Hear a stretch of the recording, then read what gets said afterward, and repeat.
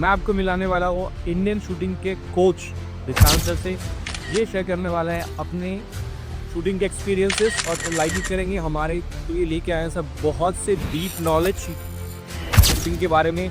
कैसे shooting Arena setup कर सकते हैं, कैसे शूटिंग रेंज सेटअप कर सकते हैं, कैसे आप एक इंडियन टीम का हिस्सा बन सकते हैं और इंडिया के लिए मेडल ला सकते हैं। और एक मेडल तैयार करने में मतलब एक एथलीट जो मेडल लाता है देश के लिए, उसमें कितना खर्चा आने वाला है, शूटिंग के रिगार्डिंग सब कुछ मिलने वाला है दिशांतर से। सर शुरुआत से शुरुआत करते हैं। हाउ डिड स्टार्ट, कैसे सर स्टार्ट हुआ शूटिंग? मतलब आपकी लाइफ में बाय चांस आया था या आपने प्लान किया था या आपके बचपन का पैशन है? हाउ डिड ही स्टार्टेड, कैसे सर? तो कोई भी गेम स्टार्ट करने से प्लानिंग के साथ तो स्टार्ट में होता है, क्योंकि जैसे हम हमारे जिस एरिया से हम आते हैं, बिलोंगिंग करते हैं, उस एरिया में कोई भी स्पोर्ट्स खेलना इतना डिफिकल्ट होता है, क्योंकि घर वाले या हमारे सोसाइटी में वो चीज़ें अवेलेबल होनी चाहिए। यस। वो प्लेटफॉर्म अवेलेबल होना चाहिए, आपके पास वो मैपिंग होनी चाहिए, आपके पास वो चीज़ें कैसे उसको इम्प्लीमेंट करोगे वो चीज़ें होनी चाहिए। तो बहुत स्ट्रगल था पहले तो, हालाँकि बेसिकली मैं बताना चाहता हूँ कि मैं पहले क्रिकेटर था। अच्छा। तो मतलब पूरा ऐसे प्रोफेशनल क्रिकेटर नहीं था, पर हम स्कूल्स में और कॉलेज में हम प्रॉपर लेदर में खेलते थे। हमारा भी एक टीम था, 6-7 हमारे अच्छे से बचपन के दोस्त थे, तो हमने वो पूरा क्रिकेट का वो बनाया था। वो क्रिकेट खेलते थे हम। तो क्रिकेट से ही स्टार्ट हुआ शूटिंग का भी एक अलग-सा रूटीन, क्योंकि क्रिकेट दिन भर स्टार्ट करते हैं, खेलते गए और फिर घर पे आने के बाद फिर वो चीज़ होने लगी कि ये तो बहुत ज़्यादा दिन भर शूटिंग अपना क्रिकेट में फील्ड है, ये खेल रहा है। घर वालों ने बोला इसको एक कोई एक्टिविटी ऐसे लगा दो जहाँ वो स्टेबल रहे, ठीक है। जहाँ मतलब वो बाहर घूमना नहीं चाहिए, या एक ही जगह पे स्टेबल इंडोर गेम जैसा कुछ नहीं है, ऐसा कुछ चीज़ें करो। पापा को बोला था मम्मी ने, फिर पापा ने बोला ठीक है, पीछे हमारे घर के पास पीछे महाराष्ट्र में वो बास्केटबॉल ग्राउंड और शूटिंग रेंज और टेबल टेनिस का था। तो इसमें से कौन-सा अच्छा लगता है? तो पापा के दोस्त कहते, उन्होंने बोला कि इसमें डाल दो, कुछ दिन इस पे कर लेगा तो उसको समझ आएगा कुछ आएगा। उस तरह से हमारा उस पे जाना शुरू हो गया। तो उस पे भी मैंने सैटरडे संडे उनको भी क्रिकेट खेलना सिखा दिया था। उनको शूटिंग सीखने गए थे, वो सिखा दिया तो सिखा फिर? दिया, वहाँ बास्केटबॉल का कोर्ट था, तो मैं उनके साथ वहाँ ही क्रिकेट खेलना अभी उसके साथ स्टार्ट करा। मतलब शूटिंग होने के बाद चलो 1-2 घंटा हाँ। क्रिकेट खेलते हैं, वो स्टार्ट हो गया। Okay. So so it was just मतलब बाय चांस सर आपने जो है पहले आप क्रिकेट खेलना चाहते थे then you came to shooting. क्योंकि क्रिकेट देखो, क्रिकेट बहुत ऐसे लोग हैं क्रिकेट खेलना चाहते हैं और खेल भी रहे हैं। हाँ। तो सबका ही करियर बनता है, ऐसा कुछ नहीं हो रहा। और मैं करियर के हिसाब से देख ही नहीं रहा था, या मेरे घर वालों ने करियर के हिसाब से देखा। एक जस्ट फॉर स्पोर्ट्स एक्टिविटी चाहिए। वैसे तो मैंने नेशनल चेस में भी नेशनल खेला हुआ है। पर वो चाहिए, कुछ तो एक्टिविटी ऐसी चाहिए कि जिससे आपका फिजिकल फिटनेस और मेंटली ग्रोथ हो उस चीज़ों में। तो फिर एंड देन वहाँ से सर आपने शूटिंग जो खेलना स्टार्ट किया और आगे बढ़ते गए सर और आज इस मुकाम पे हैं। सर आपने जब बोला था स्ट्रगल, तो सर आपकी लाइफ में क्या-क्या स्ट्रगल थी शूटिंग यहाँ तक पहुँचने के लिए? और वो स्ट्रगल सर सबके अपने अलग-अलग होते हैं। किसी का फाइनेंशियल होता है, किसी का लॉजिस्टिकल होता है, किसी का क्या होता है कि उनके आस-पास कुछ है ही नहीं, इंफ्रास्ट्रक्चर ही नहीं है। आपके सर क्या स्ट्रगल थे एंड आप हमें बताना चाहेंगे? जैसे आपने तीनों स्ट्रगल बताया, हमारे पास तीनों स्ट्रगल थे। हाँ। बेसिकली क्या है, देखो एक तो मेन चीज़ है इंफ्रास्ट्रक्चर, ओके। इंफ्रास्ट्रक्चर उस टाइम पे किसी को पता था कि इंफ्रास्ट्रक्चर क्या होना चाहिए, क्या बच्चों की ग्रोथ के लिए क्या चीज़ें, या जो एक प्लेटफ़ॉर्म होना चाहिए, क्या पता था उस टाइम पे? स्पोर्ट्स अभी-अभी डेवलप होते गया है यार। हाँ। लास्ट 4 साल, 5 साल, 6 साल से जो स्पोर्ट डेवलप हुआ है ना, तभी जाके गाँव में या हम जो ग्रासरूट लेवल है, वहाँ जाके स्पोर्ट्स पता चल रहा है। नहीं तो पहले स्पोर्ट्स तो ऐसे ही चल रहा था, चलो रास्ते में भाग गए तो फिर वो एथलेटिक बन जाता था। कहाँ ग्राउंड पे खेल लिया तो क्रिकेटर बन जाता था, मतलब मिट्टी में ही खेलना खेलना था। था। वो धीरे-धीरे स्टार्ट हो गया। फिर हमें एक तो फाइनेंशियल प्रॉब्लम फेस करनी पड़ रही है, उसके साथ-साथ हमें आगे उसको कैसे लेके जाना है, कि अभी तो एक बार इन्वेस्टमेंट करने से आगे क्या उसका फ्यूचर है, वो किसी को नहीं पता, ना मम्मी-पापा को पता है, ना मुझे पता है, क्या आगे क्या होने वाला है। तो हमने एक स्टार्ट किया था कि आगे उसको कैसे लेके चलते हैं। और सर फिर मैं जानना चाहता हूँ कि आपने वहाँ से स्टार्ट किया एंड देन फिर सर आगे कैसे बढ़ते गए sir? What was the journey? मैं चाहता था बेसिकली क्या है कि मैंने डिस्ट्रिक्ट लेवल से स्टार्ट किया था। सब लोग डिस्ट्रिक्ट लेवल से ही जाना पड़ता है। आपका एक प्रोटोकॉल होता है। फिर डिस्ट्रिक्ट लेवल्स आप जाओ, फिर आप स्टेट लेवल, फिर उसके बाद में प्री नेशनल, नेशनल, फिर नेशनल। ऐसे उसका स्टेप्स होते हैं, लेवल्स होती है। तो ये लेवल्स आपको जाननी है। जानने में। तो डिस्ट्रिक्ट लेवल पे मैंने ऐसे खेलते और बच्चों में एक वो था कि अरे तुम तो क्रिकेट ही खेलते हो, थोड़ा सा इसमें भी खेल दो, मतलब होते हैं ना बहुत से दोस्त लोग होते हैं, बोलते हैं बोला इसमें भी शूट करके दिखाओ। क्या उसको बड़ी बात है, इसमें भी शूट करते हैं हम। जैसे उन्होंने थोड़ा सा करके करके स्टार्ट हुआ तो शूटिंग में थोड़ा सा इंटरेस्ट बढ़ने लगा। और जब बढ़ते रहा तो फिर एक डिस्ट्रिक्ट लेवल की मैच खेल लिया, फिर वहां से गोल्ड आ गया, फिर सिल्वर आ गया। गोल्ड सिल्वर कुछ नहीं पता था हमें, वो पॉइंट मारना था पॉइंट अपना, मारना था। बस उसका ही था। फिर धीरे धीरे धीरे उसमें इंटरेस्ट क्रिएट होते गया और फिर वहां से जर्नी एक स्टार्ट हो गई। कुछ जर्नी के अंदर बीच में बहुत ज्यादा दिक्कत आई, प्रॉब्लम्स आए, तभी भी वो जर्नी आज तक स्टार्ट ही है। और अभी भी मुझे पता है कि आगे जाके भी कोई ना कोई इसमें आती है दिक्कत, तो हमें स्टे रहना है, हमें खड़ा रहना है और हमारा काम करते रहना मैं मैं सर वही पूछने वाला था कि आपको सर आपकी करियर में या फिर आपकी जर्नी में कोई ऐसा पॉइंट था कि आपने सोचा कि यार बस अब नहीं हो सकता या अब गिव अप कर देना चाहिए और आप फिर भी चलते रहे? कुछ बताना चाहेंगे? है। नहीं, इसमें एक पॉइंट्स आया था जब मेरे पापा की डेथ हो चुकी थी, तो फाइनेंशियली वो चीज़ें पॉसिबल नहीं होती थी, क्योंकि आपके मैच की एंट्री फीस से लेके एम्यूनेशंस और ट्रैवलिंग्स को जाना, वहाँ स्टे करना, मैच खेलना। रिजल्ट का तो किसी को पता नहीं कि आगे क्या रिजल्ट आएगा, मेडल आएगा या क्वालिफिकेशन होगा या जो भी है आगे जो भी चीज़ आएगी। वो उस टाइम पे तो इतना वो दौरा था कि वो पूरा ही शूटिंग ही मतलब साल भर मैंने बंद ही कर दी थी, क्योंकि फाइनेंशियली हाँ। क्वालिफाइड होने के बाद भी मैं वहाँ एंट्री फी भर नहीं पाता था। इसलिए मुझे वो थोड़ा-सा उस टाइम पे डाउन हो गया और फिर उसके बाद में मैंने फिर से कमबैक लिया। तो कमबैक भी मैंने ऐसे लिया था कि मम्मी का जो गोल्ड था, वो हमें बेचना पड़ा और मम्मी ने अपने खुद के सोना और गहने जो भी थे, वो सोना बेच के, देखो उस टाइम पे भी हमें पता नहीं था या हमारे पास इतना किसी ने इन्फॉर्मेशन नहीं दी या किसी ने उस चीज़ों को गाइड नहीं किया कि हाँ, ये करो, ये करने से क्या बेनिफिट आएगा। क्या कर ये तो मेरा और मम्मी का डिसीजन था और इस डिसीजन में मेरे मामा ने मुझे सपोर्ट दिया, मतलब मम्मी के भाई ने मामा ने सपोर्ट दिया कि हाँ, करो आगे जाके कुछ तो इसका आगे होगा। तो दोनों को कुछ नहीं पता और मुझे कुछ नहीं पता कि आगे क्या होगा, सोना तो हम बेच दिया, आगे कैसा होगा? हम उससे सोना बेचने के बाद वेपन लिया नया फॉरेन से, ओके। जर्मनी से।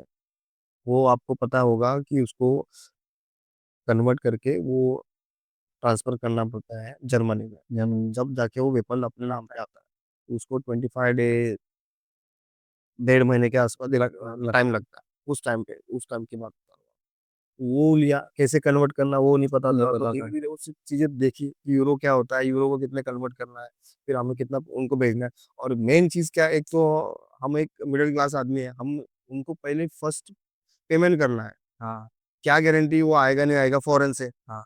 इंडिया में होता तो चलो हम जो शॉप में जाके या कई चीज़ें ले लेके या ऑर्डर कर लेते तो पता चल जाता। उस टाइम पे इतना नहीं थी ना सुविधा, हाँ, सोशल नहीं था, सोशल मीडिया नहीं था, नहीं था। ऑनलाइन प्रोसेस नहीं था, कुछ नहीं था।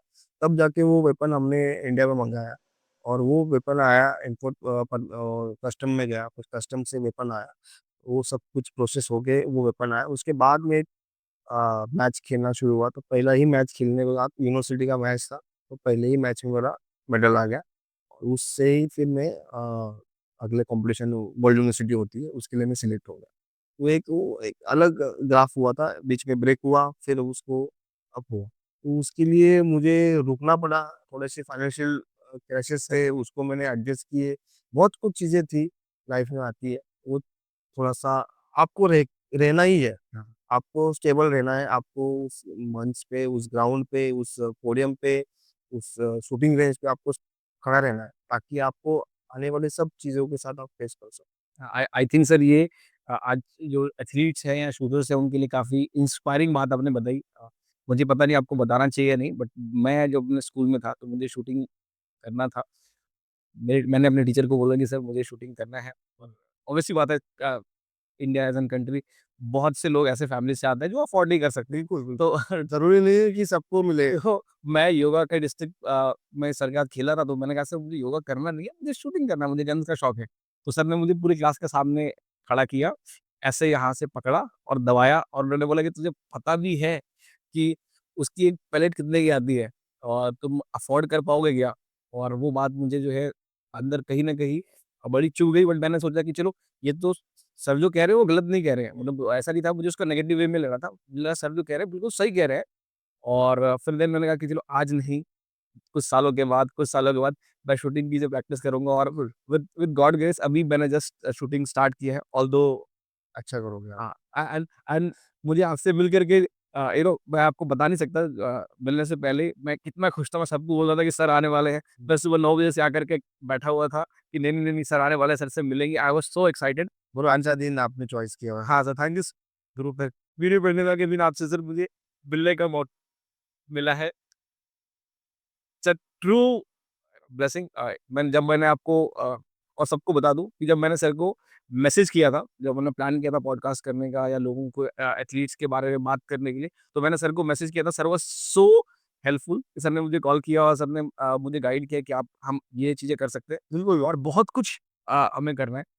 और आई थिंक सर लाइफ में कभी ना कभी एक ऐसा मुकाम आता है, हमको लगता है यार हम इस चीज़ के लिए ही बने हैं, है ना? तो आपके लाइफ में सर वो क्या मुकाम था जिस दिन आपको रियलाइज़ हुआ कि हाँ, मुझे लगता है कि अब मैं शूटिंग पूरी लाइफ करूँगा और यही मेरी लाइफ का मकसद शूटिंग ही है। देखो मैंने तो ऐसा अभी तक सोचा नहीं था कि मैं शूटिंग को मैं लाइफ़ तक लेके जाऊँगा। अच्छा। ये क्या होता है कि आपका काम के साथ होना पैशनेट होना चाहिए। आप अपने जो काम कर रहे हो, वो पूरा दिल से करना चाहिए।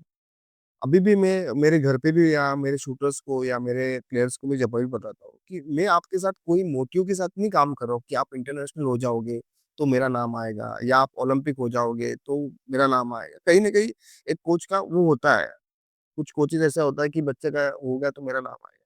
उसके लिए मैं आपके साथ नहीं काम कर रहा हूँ। मैं इसके लिए काम कर रहा हूँ कि आपका कुछ तो भी करियर उस टाइम पे सेट हो जाएगा कि आप इंटरनेशनल एथलीट बनोगे। मैं जम्मू कश्मीर से भी प्लेयर है मेरे पास, पंजाब से प्लेयर है, हरियाणा से, यूपी से, महाराष्ट्र से, हर जगह के प्लेयर है मेरे पास। 27 से ज़्यादा एक्टिव इंटरनेशनल मेरे पास है। उसमें से world number 1, world number 4 produce किए हुए मैंने एथलीट है। और उसके अलावा भी बहुत नेशनल रैंकिंग एथलीट है, इंटरनेशनल रैंकिंग एथलीट है। तो इन जब एथलीट के साथ जब हम काम करते हैं, तो हम एक अ, टारगेट फिक्स करके काम नहीं करते कि मुझे ये करना है आपके साथ, मुझे वो करना है, वो हाँ, आपकी एक एनुअल प्लानिंग होनी चाहिए कि आप कौन से कॉम्पिटिशन को खेलना है उनके साथ। कौन कौन से कॉम्पिटिशन में अच्छा बेटर कर सकता है, वर्ल्ड कप है, वर्ल्ड चैंपियनशिप है, एशियन है। तो उसको आप कैसे-कैसे उस प पैरामीटर में खड़ा करोगे और उसको कैसे उसके साथ ग्रोथ के साथ मतलब उसकी नेगेटिविटी या उसके जो नेगेटिविटी के साथ जो भी आप उसको वो अंदर से भरा हुआ रहता है कि हाँ, मैं कर पाऊँगा, नहीं कर पाऊँगा।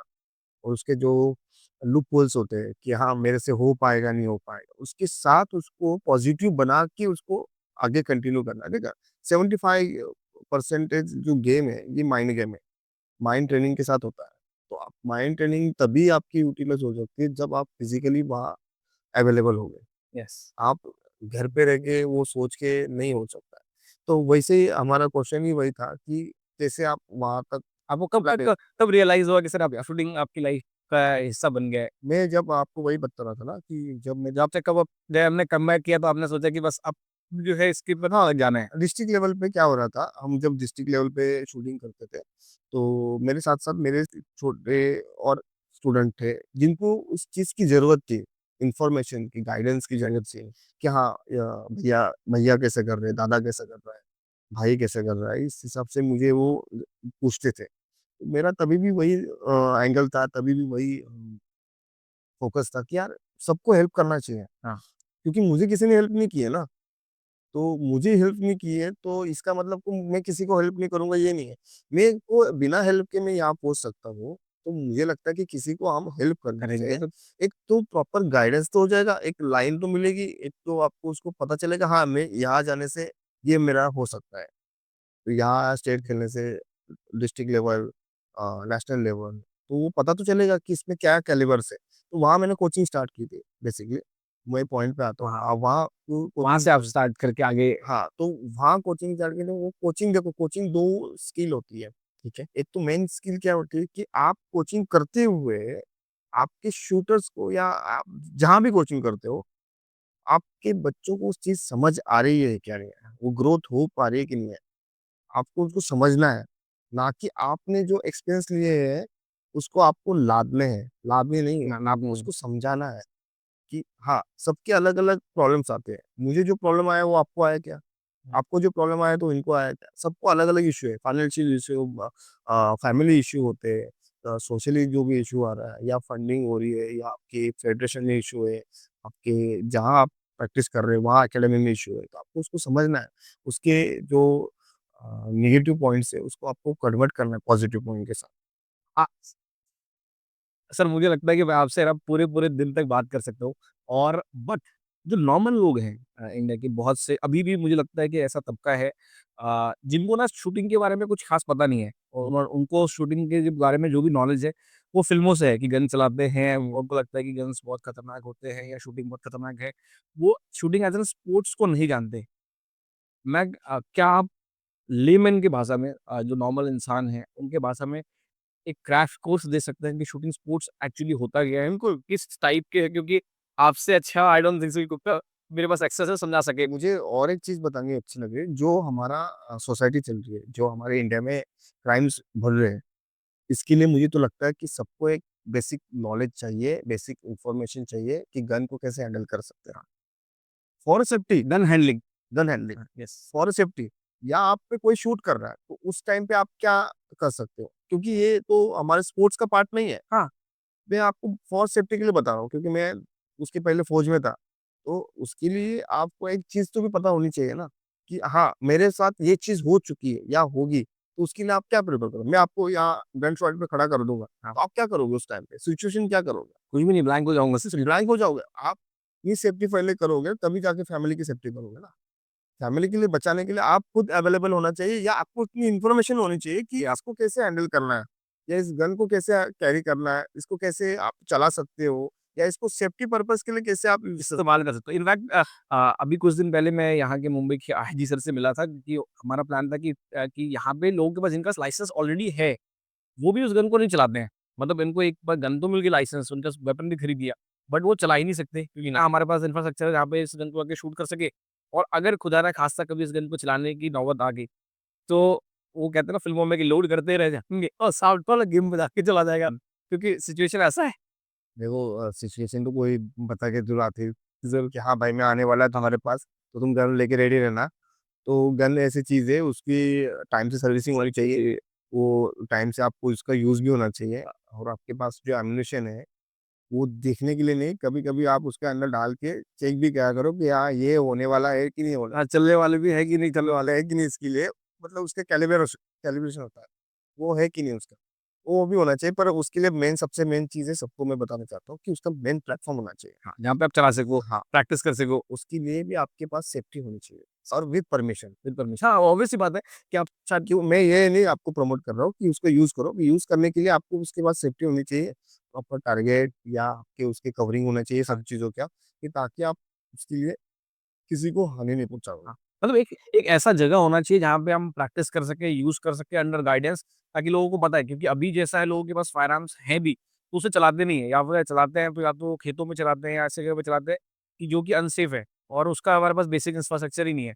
अब सर वापस आते हैं शूटिंग स्पोर्ट्स पे, कि शूटिंग स्पोर्ट्स में सर क्या है शूटिंग स्पोर्ट्स और किस-किस तरह के इवेंट्स होते हैं? अगर आप बेसिक ना शूटिंग को अगर आप लेमैन को समझाना चाहें, एक छोटे से बच्चे को 8 साल में देखिए वो है 15 इवेंट्स है शूटिंग, ओलंपिक इवेंट जो है वो 15 से, ओके, तो 15 में से बाकी के जो नॉन ओलंपिक इवेंट है वो भी खेला जाता है, वो भी आप खेल सकते हो इंटरनेशनल लेवल पे। और उसके लिए जो भी सर्टिफ़िकेशन है या उसका जो भी आप मेडल लोगे या कुछ है, उसके लिए वैलिड नहीं है। ओके, पर वो खेल सकते हो आप उसके खेल सकते हैं। लिए। हाँ, खेल सकते हो या जॉब आपको चाहिए तो वो उस बेस पे वो जॉब मिल सकता है, पर ओलंपिक इवेंट नहीं है वो। मतलब उसको क्वालीफाई करोगे तो ओलंपिक खेलोगे ऐसा नहीं है। ऐसा नहीं मतलब जो भी है उसके लिए नहीं हो सकता है। 15 ओलंपिक इवेंट्स हैं, 15 ओलंपिक इवेंट्स में आपको ओलंपिक कोटा जो आता है, वो दोनों-दोनों इवेंट में मतलब एक इवेंट में 2-2 कोटा आता है, ठीक है? तो ये एक बेसिक इन्फॉर्मेशन आपको देता हूँ कि ठीक है। 15 ये 15 गेम्स होते हैं ओलंपिक के अंदर। हाँ, शूटिंग के अंदर शूटिंग के अंदर 15 गेम्स होते हैं। हाँ, आपको ये और एक चीज़ बताता हूँ, शूटिंग सिर्फ शूटिंग नहीं है, शूटिंग के अंदर एक राइफल इवेंट अलग है, पिस्टल इवेंट अलग है और शॉटगन इवेंट अलग है। अलग है। तो 3 अलग-अलग 3 अलग-अलग कैटेगरी में 15 इज इवेंट। इंटू 15। नहीं, नहीं, ओनली 15, टोटल 15 ओके, 5 इंटू जो भी है इसका। तो वो एक इवेंट्स है, उसमें मिक्स इवेंट होता है, राइफल में भी mix air air rifle event होता है, पिस्टल में भी मिक्स इवेंट होता है, जिसमें गर्ल्स और बॉयज़ दोनों एक साथ प्लेटफ़ॉर्म खेलते हैं। उसके लिए ओलंपिक कोटा भी आता है। यार 2008 में इसके लिए ओलंपिक कोटा नहीं था, मेंस और फीमेल्स के लिए जो मिक्स इवेंट होता है। अच्छा। अभी इसका ओलंपिक कोटा गए पिछले 2-3 ओलंपिक जो हो रही है, उसमें वो स्टार्ट हुआ है। ओके। तो ये हो गए बेसिक इंटरनेशनल लेवल की और ओलंपिक कोटा जो भी है और वो है उसकी इन्फॉर्मेशन। अब हम इस पे आते हैं कि शूटिंग को हम कैसे स्टार्ट करना है। ओके। हाँ, कैसे खेल सकते हैं, कैसे स्टार्ट करना है या किस तरह के जो लेमैन को ना पता ही नहीं होता शूटिंग क्या है? जैसे क्रिकेट तो सब जानते हैं, कोई और तो जानते हैं। तो अगर एक बच्चा अपने माँ-बाप को सिखाए कि बताए कि शूटिंग ये करने जा रहा हूँ मैं, तो क्या क्या है? बिल्कुल, जो ये क्वेश्चन भी अच्छा है आपका क्योंकि हम 2008 में विनोद बिंद्रा सर ने जो ओलंपिक मेडल लिया, तब जाके उसके पहले से मैं 2003 से शूटिंग कर रहा हूँ। तब जाके मुझे घर वालों को बताना पड़ा कि ये जो इवेंट जो कर रहे हैं हम मैं वो मैं कर रहा हूँ। क्योंकि घर वालों को तो पता है था, पर जो मेरे आस-पास सराउंडिंग के सोसाइटी के लोग थे उनको नहीं पता था कि शूटिंग क्या है। वो हाँ, मैं शूटिंग करने जाता हूँ, शूटिंग करने जाता हूँ। जब भी मैं उनको फ़ोन पे बताता था या कहीं बताता था, तो बोलता है, "कौन सी शूटिंग करने जा रहे हो भाई?" उनको होगा कि मुंबई में फ़िल्म की शूटिंग के लिए मतलब उनको ऐसा लगता था, "अरे! कुछ भी बोल रहा है, ऐसे थोड़ी होता है, इसलिए शूटिंग होती है।"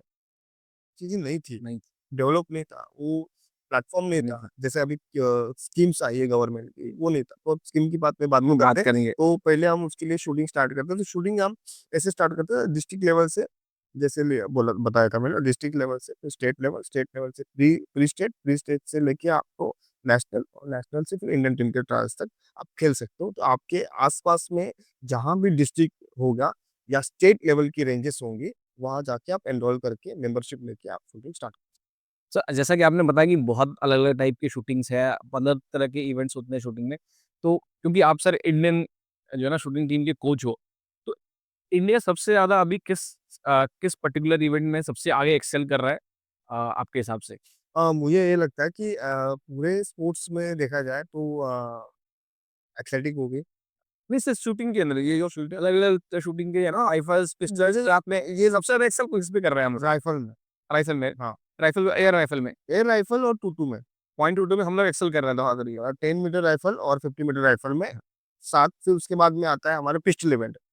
तो पिस्टल में भी 10 मीटर पिस्टल और 25 मीटर पिस्टल आता है और उसके बाद में आता है शॉटगन। शॉटगन आता है। तो अभी हम लोग जो है 10 मीटर राइफल में और जो .22 राइफल में हम लोग एक्सेल कर रहे हैं।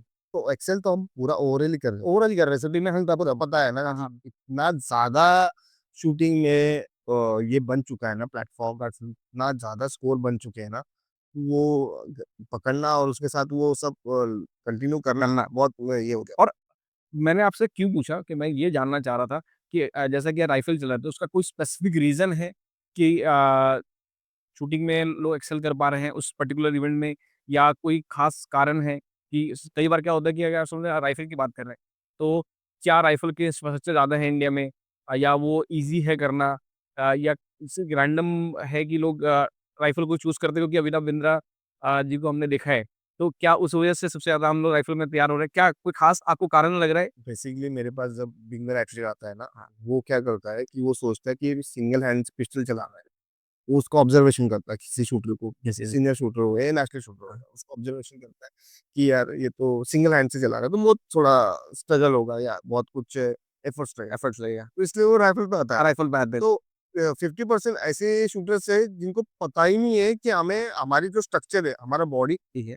हम किसके लिए बन बेटर है। हाँ, राइफल के लिए या पिस्टल के लिए या शॉटगन के लिए। देखो शॉटगन में होता है एक थोड़ा-सा कॉस्टली हो जाता है, कॉस्ट कुछ एम्यूनेशन बन जाते हैं। नहीं आता, तो हम राइफल पिस्टल की बात करेंगे, शॉटगन के लिए एक अलग से बात करेंगे। बात करेंगे। क्योंकि आपको दोनों चला के देखने हैं स्टार्टिंग में अच्छा, और आपकी बॉडी बैलेंसिंग कैसी है, आप किस आँख से देख रहे हो, राइट देख रहे हो लेफ्ट देख रहे हो। मास्टर आई भी बहुत ज़रूरी है। तो आपका मास्टर आई कौन-सा? उसके बाद ना आपको पता चलता है कि आप राइटी हो या लेफ्टी है। ओह! तो ये सब कुछ है ना बेसिक चीज़ें हैं, जिसको आपको करके ही आगे शूटिंग में आना एनरोल होना। नहीं, मुझे पसंद आया, मेरे दोस्त ने राइफ़ल लिया, फिर मैं भी राइफ़ल लिया। उसका कोई नहीं, दोस्त चला जाता है, ये इधर ही रहते इधर आ जाता है। हाँ, तो ये चीज़ें थोड़ी-सी चीज़ें हैं जिसको आप ऑब्ज़र्वेशन करो कि हाँ, ये बेटर है, ये वो बेटर है। अभी देखो पहले नहीं था। तो आप इसको अभी है तो उसको बेटर करो, क्योंकि आने वाले जनरेशन में आप उसको बच्चों को आपके लेके आओगे तो आपको मैं बता रहा हूँ कि आपको 8 और 10 साल के अंदर ही आपको ग्रोथ मिलेगी और रिजल्ट आपको वो मिलेगा जो आपने एक्सपेक्ट भी नहीं किया था। सर जिस पैशन से सर आप इसे बता रहे हो, मुझे लगता है कि आप कोच हो, आप गुरु हो, अ, आप देख के लोगों को एक ना भाप लेते हो कि यार ये कुछ अच्छा कर सकता है। बेसिकली हाँ, हाँ, है ना? बिल्कुल। तो मैं ये जानना चाहता हूँ कि एक जो अच्छा शूटर होता है, एक ग्रेट शूटर के लिए क्या ज़रूरी है? टेक्निकल स्किल ज़रूरी है, मेंटल टफनेस ज़रूरी है, फिज़िकल कंडीशनिंग ज़रूरी है या ओवरऑल सब कुछ है या कुछ और? के हिसाब से एक ग्रेट शूटर आदमी कैसे बनता है? और आप किसी एथलीट में देखते हो, तो क्या सर पहले ऑब्ज़र्व करते हो? सर अभी जो शूटिंग चल रही है ना, बहुत ज़बरदस्त लेवल पे चल रही है। हम चाइना को, यूएस को या हंगरी या हम जैसे अमेरिका हो गया, जापान हो गया, इस कंट्री को हम बीट कर रहे हैं। हम अभी रैंक फर्स्ट पे है। फर्स्ट पे जूनियर टीम के बाद जूनियर वर्ल्ड चैंपियनशिप में मैं भी गया था। यहाँ था अभी जूनियर वर्ल्ड चैंपियनशिप या साउथ अमेरिका था, लिमा था। फिर उसके पहले मैं जर्मनी था। अभी तो 15 दिन पहले आपको से 12 दिन तक जर्मनी में था, वर्ल्ड कप था। उसके पहले हम एशियन चैंपियनशिप के लिए गए थे कोरिया। तो तभी हमने 22 मेडल्स लिए थे, 550 प्लेयर्स में से रैंक फर्स्ट पे थी इंडिया। हाँ, पीओ ने हमें खुद इनवाइट करके हमें वो सब कुछ पोस्ट बेस्ड हमारे सब कुछ हुआ था, क्योंकि वो बहुत ज़्यादा अच्छा, बहुत ज़्यादा अभी जर्मनी भी वही था, 12 मेडल थे, 12 मेडल में से रैंक फर्स्ट पे इंडिया था, 3-4 नंबर पे चाइना थी। चाइना में से कुछ एथलीट तो जो ओलंपिक खेल के आया है 24 के पेरिस, वो उसके साथ बीट कर रहे थे हमारे एथलीट के साथ, उनको हमने बीट किया हुआ है। तो उसमें से 12 मेडल में से 6 मेडल हमारे राइफल में थे, 6 में से 3 मेडल मेरे थे। 2 जिनको मैं ट्रेनर का बेसिक हम टीम के लिए काम कर रहे हैं। हाँ, एक इंडिया के लिए काम कर रहे हैं, इंडिया की। मैं जस्ट इन्फॉर्मेशन के लिए आपको बता रहा हूँ कि हम तो एक पूरा टीम के लिए काम कर रहे हैं। हर स्टेट से, हर जगह से शूटर आते हैं। स्टेट में से भी जहाँ हमें एक जगह भी नहीं पता है, वहाँ से कुछ टैलेंट आ रहा है हमारे पास और वो टैलेंट को हमने पूरा परखा है, उसको हमने फिनिशिंग दी है, उसको हमने रूल्स रेगुलेशन के साथ बनाया हुआ है, ताकि तब जाके वो प्लेटफ़ॉर्म पे जाके शूट करे और वो कंसिस्टेंसी लाए जो इंडिया में थी उसकी। Yes sir. फॉरेन में क्या वेदर चेंज हो जाता है, 24 आवर्स का जेट लैग होता है और बहुत सी चीज़ें आ जाती है। उससे उसको फर्स्ट मैच होती है उसकी, तो उसको हमेशा तो चांस नहीं मिलेगा ना, हाँ, ये हाँ। आएगा तो ये मैच नहीं होगा तो नेक्स्ट मैच में मिलाएँगे। देखो, इंडिया में शूटिंग में एक कन्फर्म चैंपियन नहीं हुआ है। हाँ, आज ये चैंपियन हो गया ना तो कल दूसरा दूसरा चैंपियन है। चैन मिल जाएगा। 6-6 महीने में नहीं, अगले 2 ट्रायल्स में ही चेंज हो जाएगा सर जाता है। कि ये इसने बेटर किया तो ये बेटर। आप सोचोगे भी नहीं यार इसका नाम कहाँ था? वो शूटिंग ही कर रहा था और उसकी स्कोर उतना नहीं लग पा रहा था। तो स्कोर ही हमारा बेंचमार्क है और स्कोर से ही हमारे ओलंपिक टीम सिलेक्ट होती है और उससे ही हम आगे जाते हैं। अ, बट मैं सर फिर से जानना चाहूँगा कि आपको क्या लगता है, क्या चीज़ सबसे ज़्यादा इम्पोर्टेंट है एक एथलीट में? जैसे आप देखते हो ना हाँ, मेन चीज़ तो सबसे मेन चीज़ है ना कि बच्चों में स्किल भी तो होना चाहिए अच्छा स्किल और स्किल के साथ है ना आजकल बच्चों में टैलेंट भी होना चाहिए। ठीक है। क्योंकि आपको जो चीज़ मैं बता रहा हूँ या समझा रहा हूँ, वो आपको समझ भी तो आनी चाहिए। आप उसको कैसे ग्रैब करोगे? कैसे उसकी ग्रोथ होगी? उसको कैसे इम्प्लीमेंट करोगे? टैलेंट, आपकी स्किल, आपका बॉडी स्ट्रक्चर, बॉडी स्ट्रक्चर मतलब आप फिज़िकली कैसे फिट हो, हाँ, ओके? और आपका माइंड है, सबसे मेन चीज़ है माइंड। माइंड मतलब वही जानना चाह रहा था कि सबसे इम्पोर्टेंट जो है मेरे ख्याल से माइंड को शूटिंग में ज़रूरत है। देखो मैं आपसे बात कर रहा हूँ, ठीक, मैं आपसे ये चीज़ बताइए कि सर आपको ये चीज़ आपको राइट से नहीं लेफ्ट से करनी है, ओके।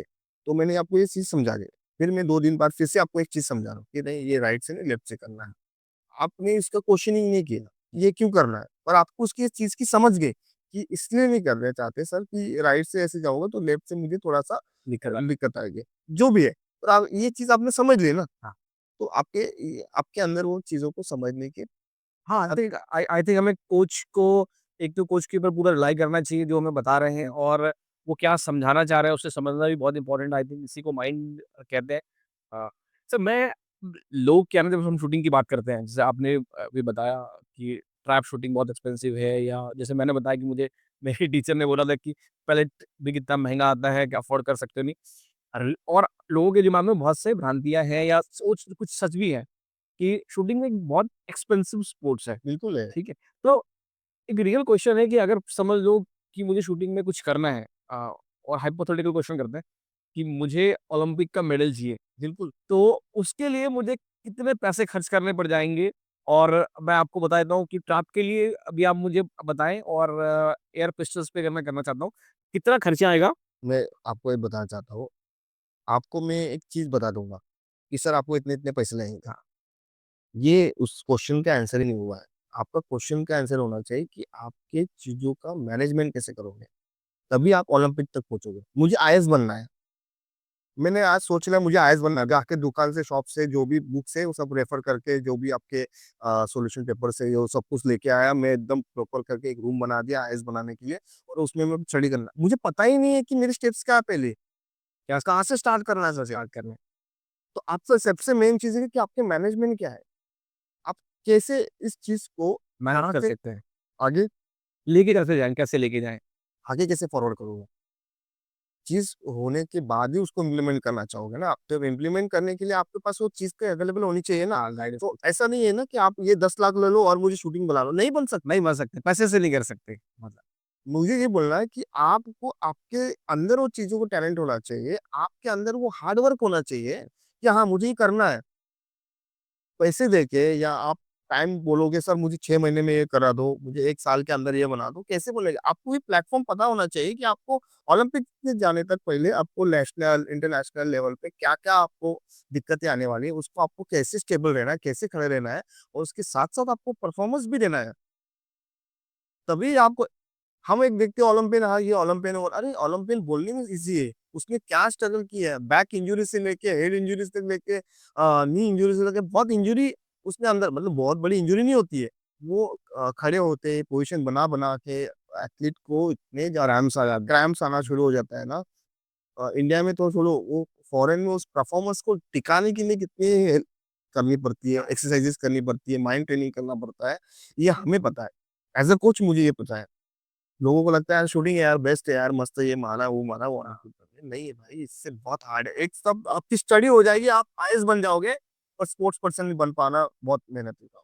मतलब चांसेस आर कि अगर आप पढ़ के आईएएस की तैयारी करो, आईएएस बनने के चांसेस ज़्यादा हैं और ओलंपिक के मेडल लाना तो बहुत ही ज़्यादा मुश्किल है, नेक्स्ट टू इम्पॉसिबल है। और इसी पॉसिबल नहीं है, हाँ, पॉसिबल है। हाँ पॉसिबल है तो देखो हम हमारी जितने भी इंडियन प्लेयर्स हैं ना, में सभी अच्छे हैं हमारे। मैं ये बताता हूँ सभी अच्छे हैं, सभी टैलेंटेड सभी स्किल्ड। मैं किसी एक पर्टिकुलर बात की नहीं कर रहा हूँ और हमारा नेशनल फेडरेशन है बहुत हेल्पफुल है। उसके साथ-साथ हमारे जो साई है, स्पोर्ट्स अथॉरिटी ऑफ इंडिया, वो बहुत हेल्पफुल है, शूटर्स के लिए, हमारे स्पोर्ट्स पर्सन के लिए, वो सबके लिए, ओके। पर वो चीज़ क्या है, सिचुएशन कोई भी बता के नहीं आने वाली आपके साथ, ओके। आप सवा सौ करोड़ लोगों के साथ आप लाइव जाओगे, मैच करोगे, सवा सौ करोड़ तो सोचा नहीं ना आपने, नहीं। पर अंदर जब शूटर जब प्लेटफ़ॉर्म पे खड़ा होता है ना, तब उसको सब पता चलता है। ऐसी-ऐसी फिंगर्स होती है उसकी ऐसी-ऐसी, प्रिपरेशन, प्रेशर, हार्ट बीट सब बढ़ जाती है। वो कोच को देख रहा है, कोच उसको देख रहा है और दोनों के बीच में हार्ट बीट पता चलती है कि ये शॉट चलाना है, ये ऐसा करना है, वो ऐसा करना है। सब टेक्निकल्स चीज़ें, सब मेंटली चीज़ें, आपके अंदर कम्युनिकेशन, सेल्फ टॉकिंग सब चीज़ें वहाँ धरी रही जाती है। प्रेशर इतना हाई होता है ओलंपिक लेवल में जाने के लिए क्योंकि सराउंडिंग वैसी ही बनी होती है। ओलंपिक प्लेयर होते हैं सराउंडिंग क्योंकि उसको भी शूट करते-करते देखा हुआ होता है।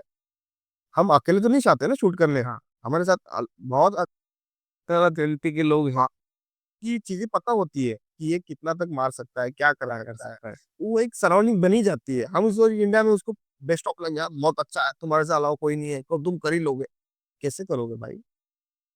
लक भी तो होता है उस दिन। हाँ, लक भी है, समय भी है, बहुत कुछ है। हाँ। मैं सिर्फ इसका एक मुझे बोलना चाहता हूँ कि आपको अपनी मेहनत करते रहना चाहिए। हाँ, कंटिन्यूटी चाहिए आपको। आप अपना काम करते रहो। मैंने सोचा था कि मैं इंडियन टीम का कोच बनूँगा। मैंने एक सिर्फ़ प्लानिंग की थी कि मुझे ये करना है, मुझे ये करना है, मुझे सर्टिफ़िकेशन मुझे ये करना है, मुझे शूटिंग में इतना जो आईसीएसएफ लाइसेंस है, वो मुझे लेना है, मैं उसके लिए पढ़ाई करूँगा। मैं करते-करते यहाँ तक पहुँचा हूँ। मैं इसके आगे भी पहुँचूँगा और मुझे ये मैनिफेस्ट करते-करते मुझे काम भी तो करना है। हाँ। तो ऐसा तो नहीं है कि मैं काम करने के लिए मैं बैठा रहूँगा और मेरा हो जाएगा, नहीं होगा ना। तो उसके लिए हार्ड वर्क भी बहुत ज़रूरी है।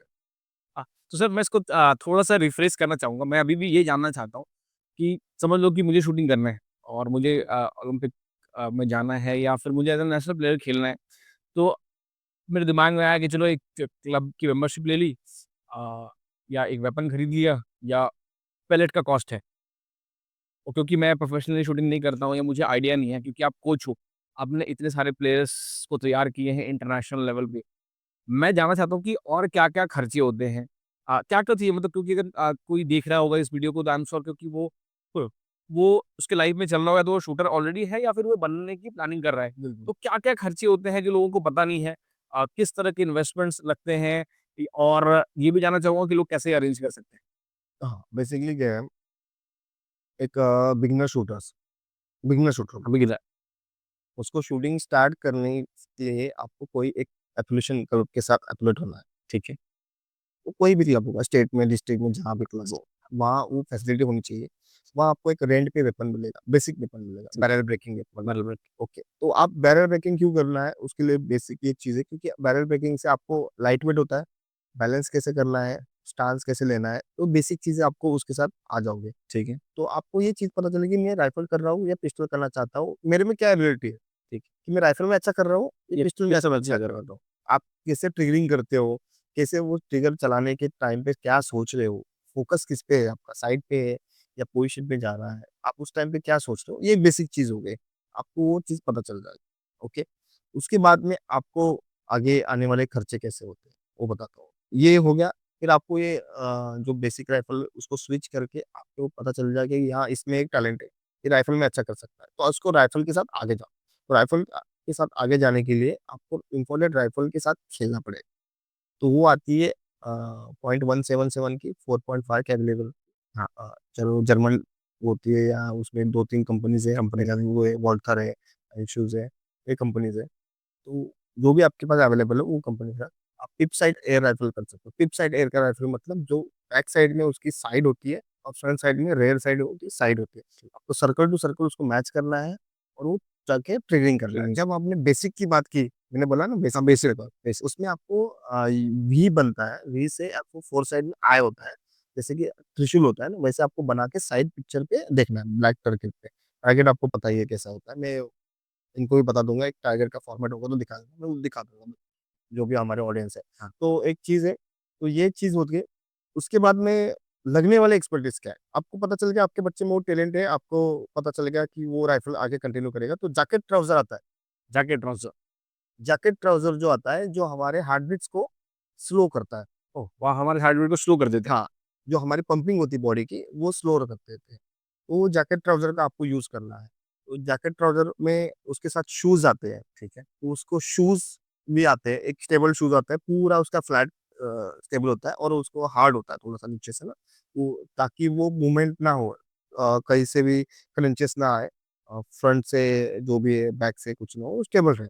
तो जैकेट ट्राउज़र का और जैकेट और ट्राउज़र दोनों मिला के 75,000 ₹75,000 के आस-पास। हाँ, स्टार्टिंग प्राइस। और वेपन? उससे कम भी आता है, और वो कंपनी अलग है, ब्रांड अलग है। तो ब्रांड को मैं एक कपा भी अच्छा ब्रांड है, आप उसके साथ जा सकते हो। हमारे महाराष्ट्र के सर, हम तो उसको we should say it loud, ये महाराष्ट्र का ब्रांड है और ये बहुत कमाल का है। 85 कंट्री में गया हुआ है जो नीलेश राणे सर के। We should be proud of it. हाँ, बिल्कुल, और चाइनीज़ यूज़ कर रहे हैं ना, मुझे बहुत अच्छा लगता है। मतलब सर, मतलब मैं जितनी बार भी कपड़ा के नाम सुनता हूँ सर, मेरा दिल ऐसे बड़ा हो जाता है, क्योंकि अभी हम लोग महाराष्ट्र में बैठे हैं और ये महाराष्ट्र की कंपनी है, और पूरे दुनिया में जब मैं इंटरनेशनल शूटर को पहनते हुए देखता ना, दिल मेरा ऐसा हो जाता है कि अरे, हमें भी अच्छा लगता है कि यार ये तो हमारा ही पहना हुआ है। हमारी पैरों में, हाँ, और ये तो यहाँ पे, ये बगल में ही। फिर मैं तो हमेशा नीलेश सर को, जब हमारे नीलेश राणे सर है, जो उनकी जो ओनर है, और उनके जो मैम है वाइफ, वो दोनों मिलके ये सब कुछ चलाते हैं। बहुत इंटरनेशनल लेवल पे इन्होंने चाइनीज़, कोरिया, जापान, जो जितनी भी कंट्रीज़ है ना, उनमें उन्होंने अपने-अपने ब्रांचेस ओपन कर दिए। मुझे अच्छा लगता है। एक लोग होता है ना स्टार्टअप इन, दिल दिल खुश रहता है सर। तो एक स्टार्टअप इंडिया वाला होता है ना, उनके लिए एग्ज़ाम्पल है कि पूरी दुनिया में बेच रहे हैं। बिल्कुल। हम चाहेंगे हम नीलेश सर को ना पॉडकास्ट पे लेके आएँ, और बिकॉज़ मैं जितनी भी शूटर को देखता हूँ ना पहनते हुए कपड़े, मैं कहता हूँ वाओ! मतलब ये होना चाहिए कि लोग कहते हैं ना कि हम लोग कुछ बना करके हम इंटरनेशनल लेवल पे नहीं लेके आ सकते। उन्हें इस ब्रांड से सीखना चाहिए, कैसे उन्होंने इंटरनेशनल लेवल पे जो है झंडे गाड़ रखे हैं। और मेन चीज़ क्या पता है? कि इसको मेंटेन करना और कंसिस्टेंसी रखनी, वो बहुत बड़ी बात होती है इस इंडस्ट्री में, यस सर। शूटिंग में। खासकर क्योंकि सारी प्रिसीजन का गेम है। एक तो मेन तो ट्रस्टेड, आपका ट्रस्टेड पॉइंट क्रिएट होना चाहिए। आप देखो, मैं इंडियन हूँ, तो मुझे पता है कि अपना ब्रांड है तो मैं ले लूँगा। हाँ। अपने लोग हैं, या जो भी चीज़ें हम उसको सर्विस दे देंगे, क्या ये प्रॉब्लम आ रहा है, वो प्रॉब्लम, फॉरेनर को कैसे पता होगा? हाँ। उनके साथ कैसे आप डीलिंग करोगे? करोगे। तो वो बहुत ज़बरदस्त है हाँ, ऐसा। अनलेस उस चीज़ बहुत ज़्यादा अच्छी क्वालिटी नहीं है तो कैसे कर रहे हैं? कैसे और हमने उसमें बहुत दी मतलब मुझे तो बहुत अच्छा लगा। बहुत अच्छा से तब जगह से समय को बैठाया हुआ हुआ है। है। फिर और उन्होंने उसको जो ग्रोथ दी है, मतलब नीरज सर पहले रेलवे में थे, वो बहुत अच्छे शूटर थे। हाँ, बहुत अच्छे शूटर थे नीरज सर।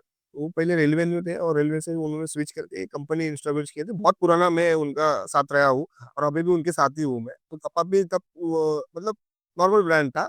तभी भी हमने कपापी के ही जैकेट ट्राउज़र यूज़ किए। उसके साथ-साथ 2-3 इंटरनेशनल ब्रांड थे, वो भी आते थे हमारे इंडिया में। उसकी डिस्ट्रीब्यूटरशिप थी इंडिया में।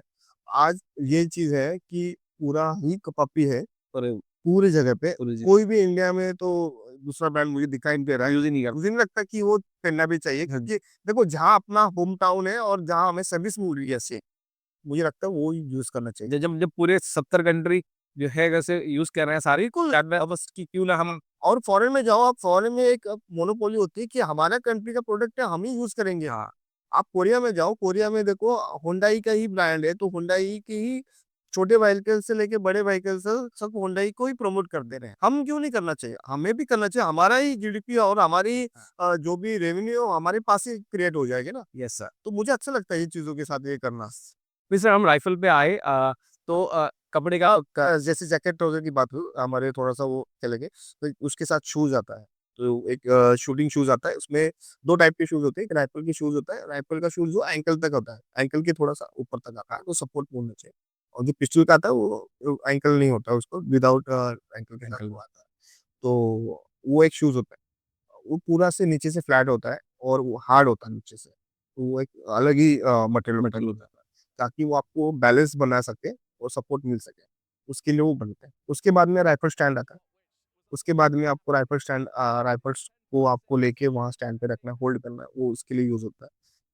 प्लस आता है लेफ्ट जो राइटी शूटर है उसको लेफ्ट हैंड में ग्लव्स यूज़ करेंगे राइफल को होल्ड करने के लिए, क्योंकि उसका रिकॉइल और वो उस ग्लव्स के साथ स्टेबल आता है। मतलब थोड़ा-सा उसका रिकॉइल, उसके हार्ट स्पीड्स और उसका जो पकड़ने की ग्रिप है, उससे बन पाती है। वो एक बेटर है और उससे एडवांस बहुत कुछ है, मैं बेसिक चीज़ बता रहा हूँ। उसके बाद में ट्रिगर का भी ग्लोव्स आता है, पर कुछ-कुछ शूटर यूज़ करते हैं, कुछ शूटर यूज़ नहीं करते। वो मैंडेटरी नहीं है। उसके बाद में आपका ब्लेंडर आता है, जो एक पैरामीटर होते हैं, आई ब्लेंडर बोलते हैं। हाई ब्लेंड में। हाँ, तो आईसीसीएफ के रूल के हिसाब से उसके पैरामीटर्स है। पैरामीटर सबके सेम है। आईसीसी रूल के ही पैरामीटर्स है, वही यूज़ होंगे। मतलब जैकेट ट्राउज़र की थिकनेस से लेके जो उसकी क्वालिटी है, वो सब कुछ चेक होता है इंटरनेशनल लेवल पे। ओके? और शूज़ का भी, मतलब कोई भी नहीं ऐसा चीज़ बची हुई है जो चेक नहीं होगी। चेक राइफल का भी आपको लेंथ, हाइट, विड्थ सब चेक होता है, चेक होता है। प्रॉपर चेक होता है। ऐसा नहीं है कि ये इंटरनेशनल लेवल है, ओलंपियन प्लेयर है, तो उसके लिए हमने फ्री रखेंगे, उसको फ्रीडम देंगे, कुछ नहीं, सबके लिए सेम है। सेम है, सेम। उसके बाद में आपको इनर, दोनों जैकेट ट्राउज़र में अंदर आपको इनर पहनना है, इनर वियर्स जो स्वेटिंग मतलब आपका पसीना है उसको और स्टेबल करने के लिए वो पहनना है। उसके बाद में पैलेट्स आ गए। पैलेट्स की आपको क्वालिटी आपको पता है, इंडिया में भी मिलती है और फॉरेन में भी मिलती है। तो आपकी वेपन के डिपेंडिंग है कौन-सा पैलेट आपको सूट करता है। 4.5 का तो आपको क्या 0.177 1.77 का तो बोर होता है, 4.5 का क्या है। तो आपको ब्रांड मैं सजेस्ट नहीं कर सकता हूँ, जो आपको चॉइस है वो खा आपकी सकते चॉइस की। हो। तो आपको डेली प्रैक्टिस करने के लिए उसके साथ गैस के राइफल के साथ तो सिलेंडर आता है, ठीक। तो आपको सिलेंडर के लिए गैस आपको फिल करना करना है, है। 200 के आसपास गैस होना चाहिए। ठीक। तो आपको डेली शूट करने के लिए आपको 200-250 रुपए खर्चा लगता है, एयर में, एयर वेपन में। एयर वेपन में। उसके अलावा आपको मंथली खर्चा कैसा, देखो आपको पैलेट्स की क्वालिटी बढ़ा दी, ठीक है। अच्छी क्वालिटी पैलेट्स यूज़ किए तो थोड़ा-सा महँगा पड़ेगा, बराबर? डेली आपको फर्स्ट इन्वेस्टमेंट क्या है, आपको weapon, jacket trouser, shoes, stand, gloves और पैलेट्स, ओके?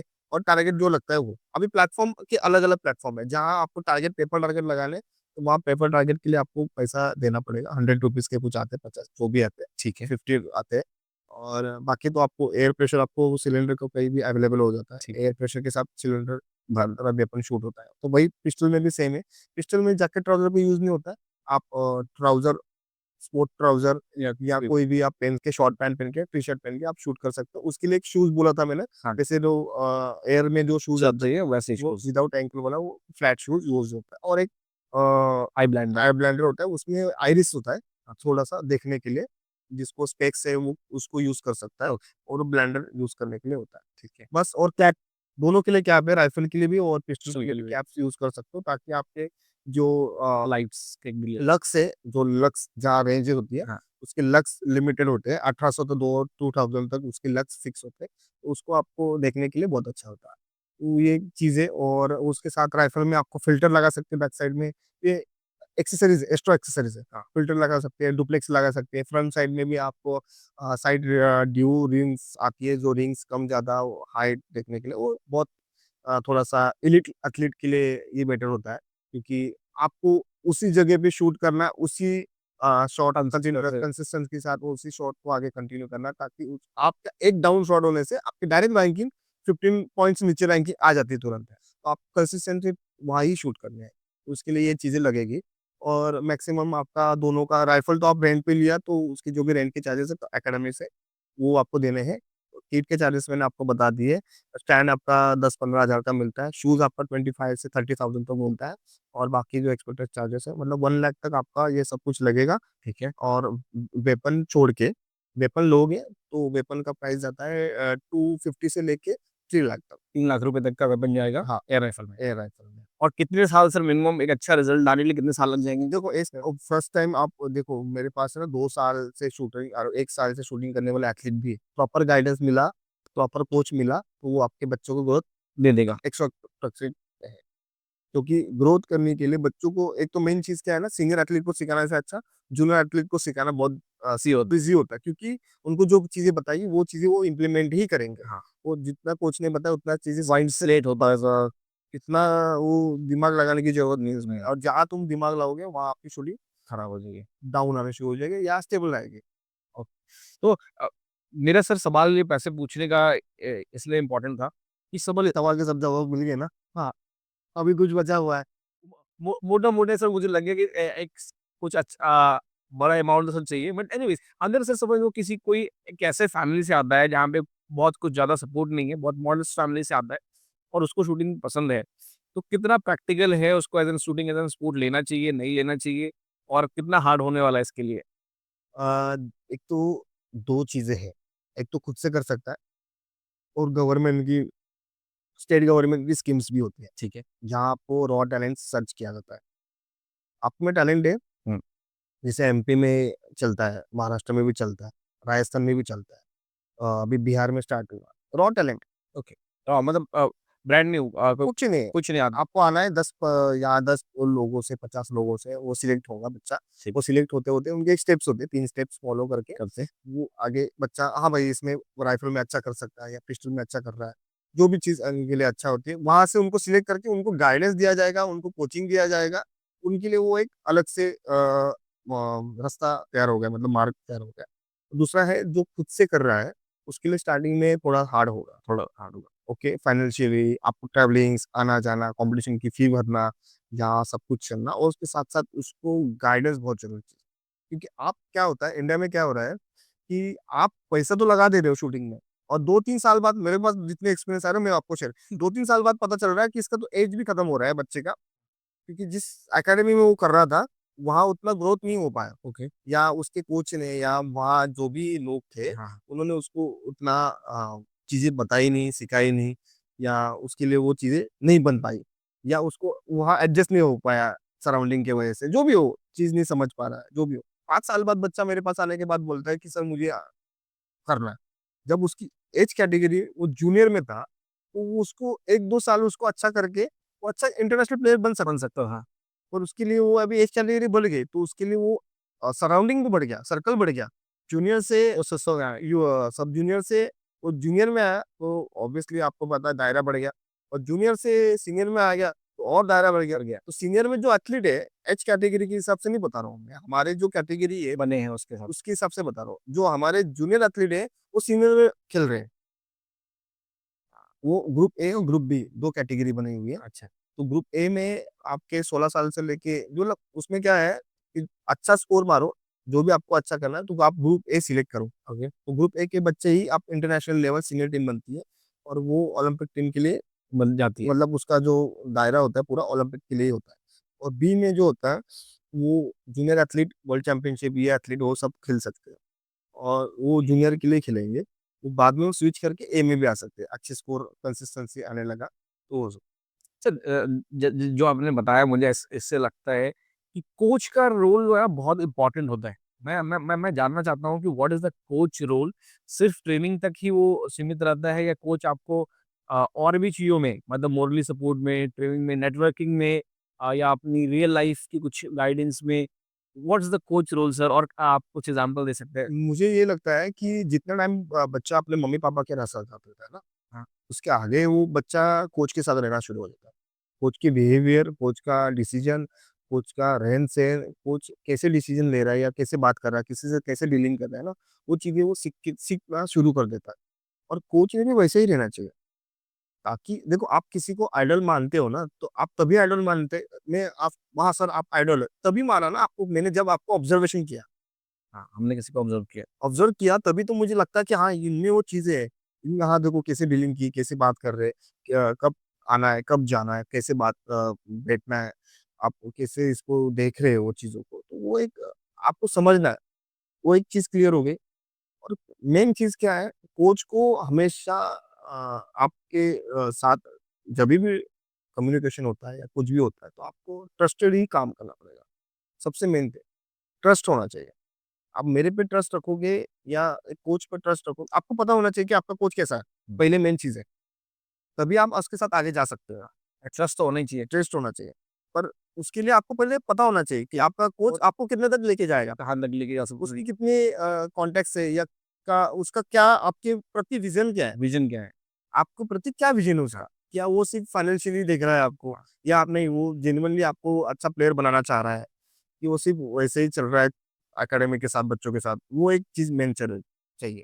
क्योंकि अच्छा कोच मिलना अभी बहुत मुश्किल हो गया है। हुँ, अभी आजकल यही हो गया जो अच्छा प्लेयर बन रहा है, वही। उसके साथ दूसरा कोच जाता है, वो अपना डीलिंग करता है कि हाँ, मैं ये नाम लगाना, मेरा ये वो करना, ये गलत चीज़ है। आपको अच्छा कोच समझना है वो आपके बुरे टाइम पे मतलब जहाँ आपका स्कोर डाउन है, जब आपका परफॉर्मेंस डाउन है, तभी भी वही कोच रहेगा हुँ, और अच्छा रहेगा टाइम, तभी भी वही कोच रहेगा। वो कोच और एक चीज़ बताता हूँ, कोच में और एक चीज़ है कि जब अच्छा हो रहा है, वो कभी नहीं बताएगा कि ये मेरा बच्चा है, हाँ, इसने अच्छा किया। जब वो बुरा हो रहा है, तभी वो उसको सपोर्ट करेगा, छोड़ के नहीं जाएगा। कभी भी कोई भी प्रॉब्लम आए, दिक्कत आई वेपन्स में, इसमें, किट में, जैकेट में, तो आपके पीछे ही रहेगा वो। स्कोर डाउन रहेगा, तभी भी पीछे रहेगा कि क्या दिक्कत आई, क्या प्रॉब्लम है, सॉल्व करेगा, सॉल्यूशन देगा। ऐसा नहीं है कि आपको शूट करना शुरू कर दिया, मैच करना शुरू कर दिया, कोच चला गया, घर चला गया, कहीं जगह चला गया। तो वो एक चीज़ आपको पता होनी चाहिए। Amazing sir. सर क्योंकि आपने मुझे बताया कि कोच के बारे में आ गया, कॉस्ट आ गया। मैं ये जानना चाहता हूँ कि जैसे आपने बताया कि गवर्नमेंट की बहुत सारी स्कीम है, गवर्नमेंट सपोर्ट करती है। अब हम लोग भी देख ही रहे हैं गवर्नमेंट अभी खेलो इंडिया स्टार्ट किया है। तो आप सर अगर आपको रेटिंग करना हो 1 से लेके 10 तक, तो आप गवर्नमेंट के जो सपोर्ट को एक तो लोकल लेवल पे और इंटरनेशनल लेवल पे हमारी गवर्नमेंट कितना सपोर्ट करती है और आप उसको कितने रेटिंग दोगे 1 से लेके 10 के बीच में? 1 से लेके 10 के बीच में मैं गवर्नमेंट को पूरे 10 से 10 ठीक है। क्यों? इसका रीज़न भी है, क्योंकि मैंने जितनी चीज़ सिस्टम में देखी है ना, गवर्नमेंट हर जगह पे सपोर्ट कर रहा है। ओके, गवर्नमेंट सपोर्ट कर रहा है, पर आपको चीज़ समझनी पड़ेगी कि वो कैसे उसके प्रोटोकॉल है। आपके घर पे तो आके गवर्नमेंट बोलेगा ना, आइए, बाहर आइए, आपको हम सपोर्ट करेंगे। नहीं, ऐसा तो नहीं कर सकते। ऐसा तो नहीं करेंगे ना, आप में टैलेंट होना चाहिए, आप में स्किल होना चाहिए, आपको अपना गेम डिसीजन लेना चाहिए कि मैं किसमें अच्छा कर सकता हूँ, मैं एथलेटिक में अच्छा कर सकता हूँ, मैं कोई गेम में अच्छा कर सकता हूँ, तब जाके वो आपको सिलेक्ट करेगा, आप पे खर्चा क्यों करेगा गवर्नमेंट?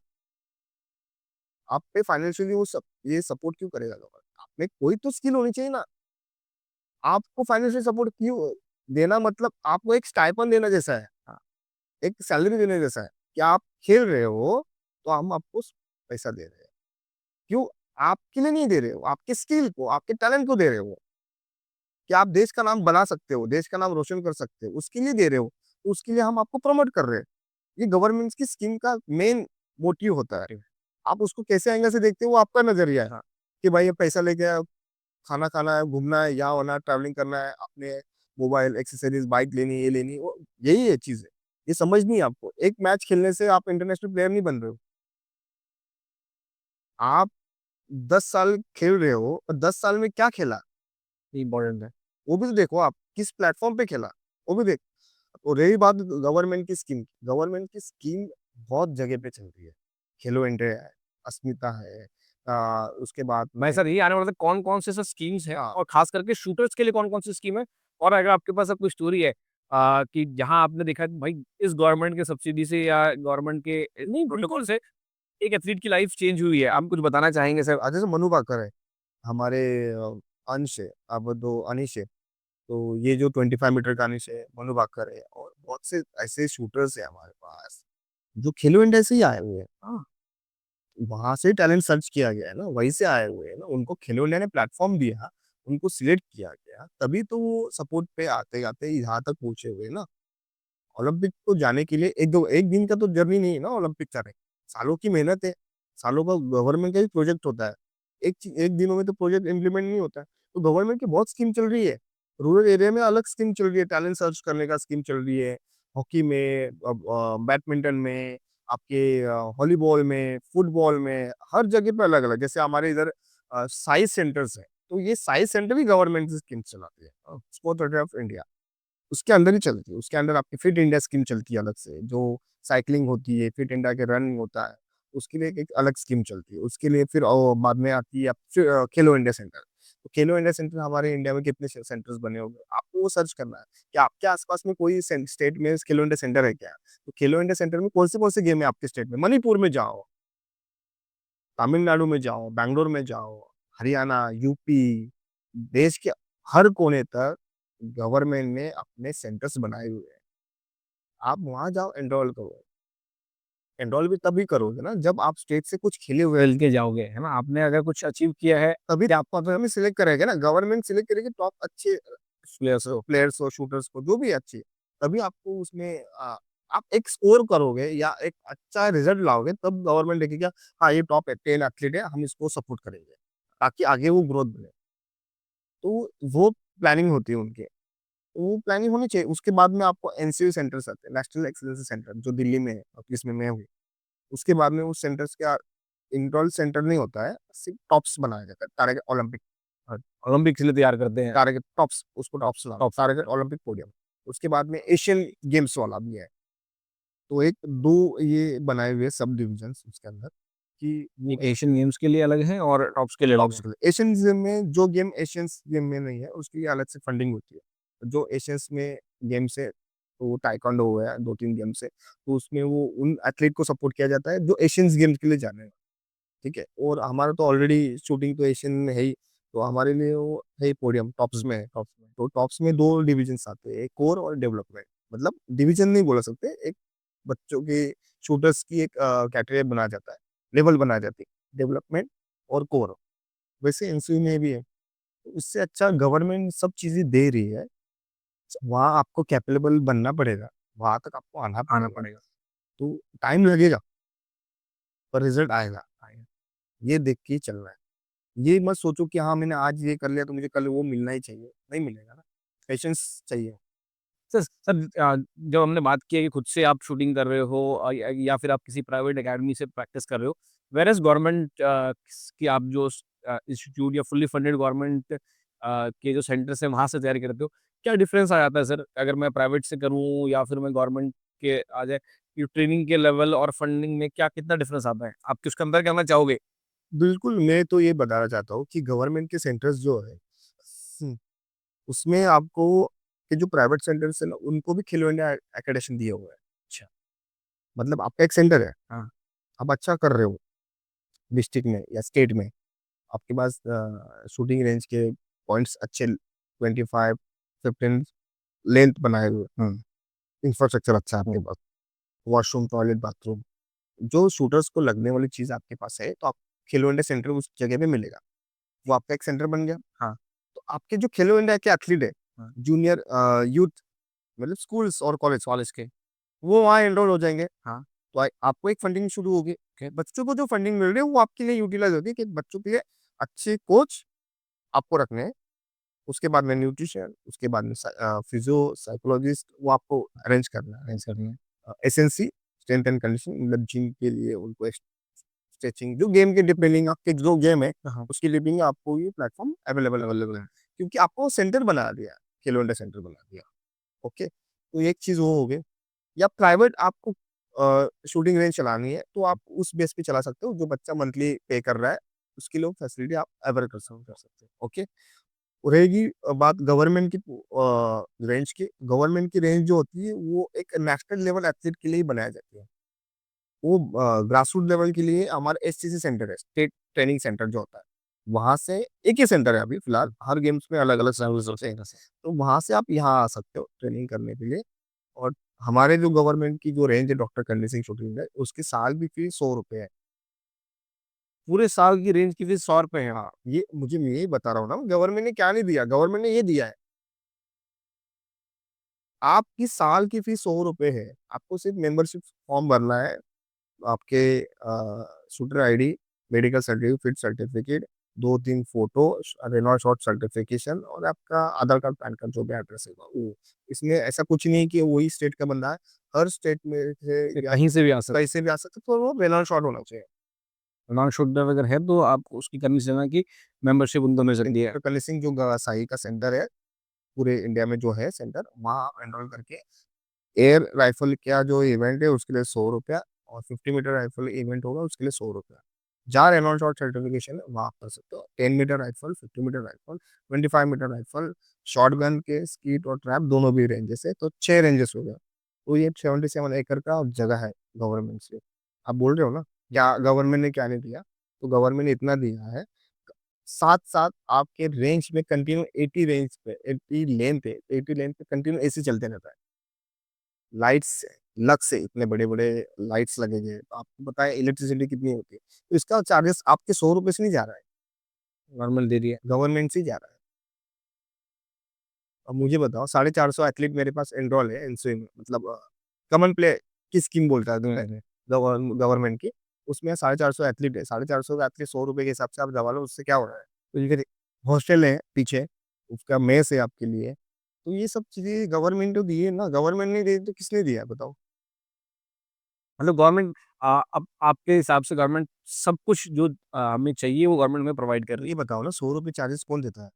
आप प्राइवेट अकेडमी जाओ 5 से 10 हज़ार के ऊपर चार्जेस है। हाँ सर, मंथली, मंथली। जो भी है चार्जेस मुझे नहीं पता। हाँ, मैं यार टेक हाँ, बिल्कुल। मैंने इतने साल तो मैं हाँ, वही कर रहा हूँ, वही इसलिए मुझे पता नहीं है। उससे अलावा क्या करोगे?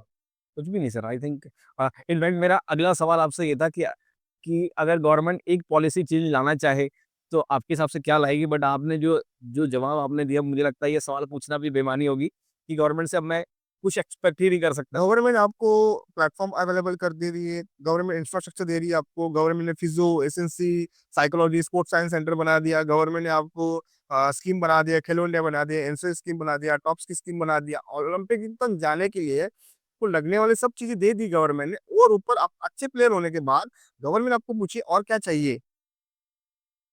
तभी भी गवर्नमेंट आपको अप्रूवल देके भेज रही है।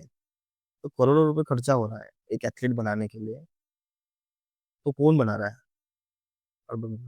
ऑब्वियसली स्पोर्ट्स में स्पोर्ट्स की इकोसिस्टम ही बहुत ज़बरदस्त है। हमारे इन्वेस्टेड इन्वेस्टर है, बहुत इंडिया में।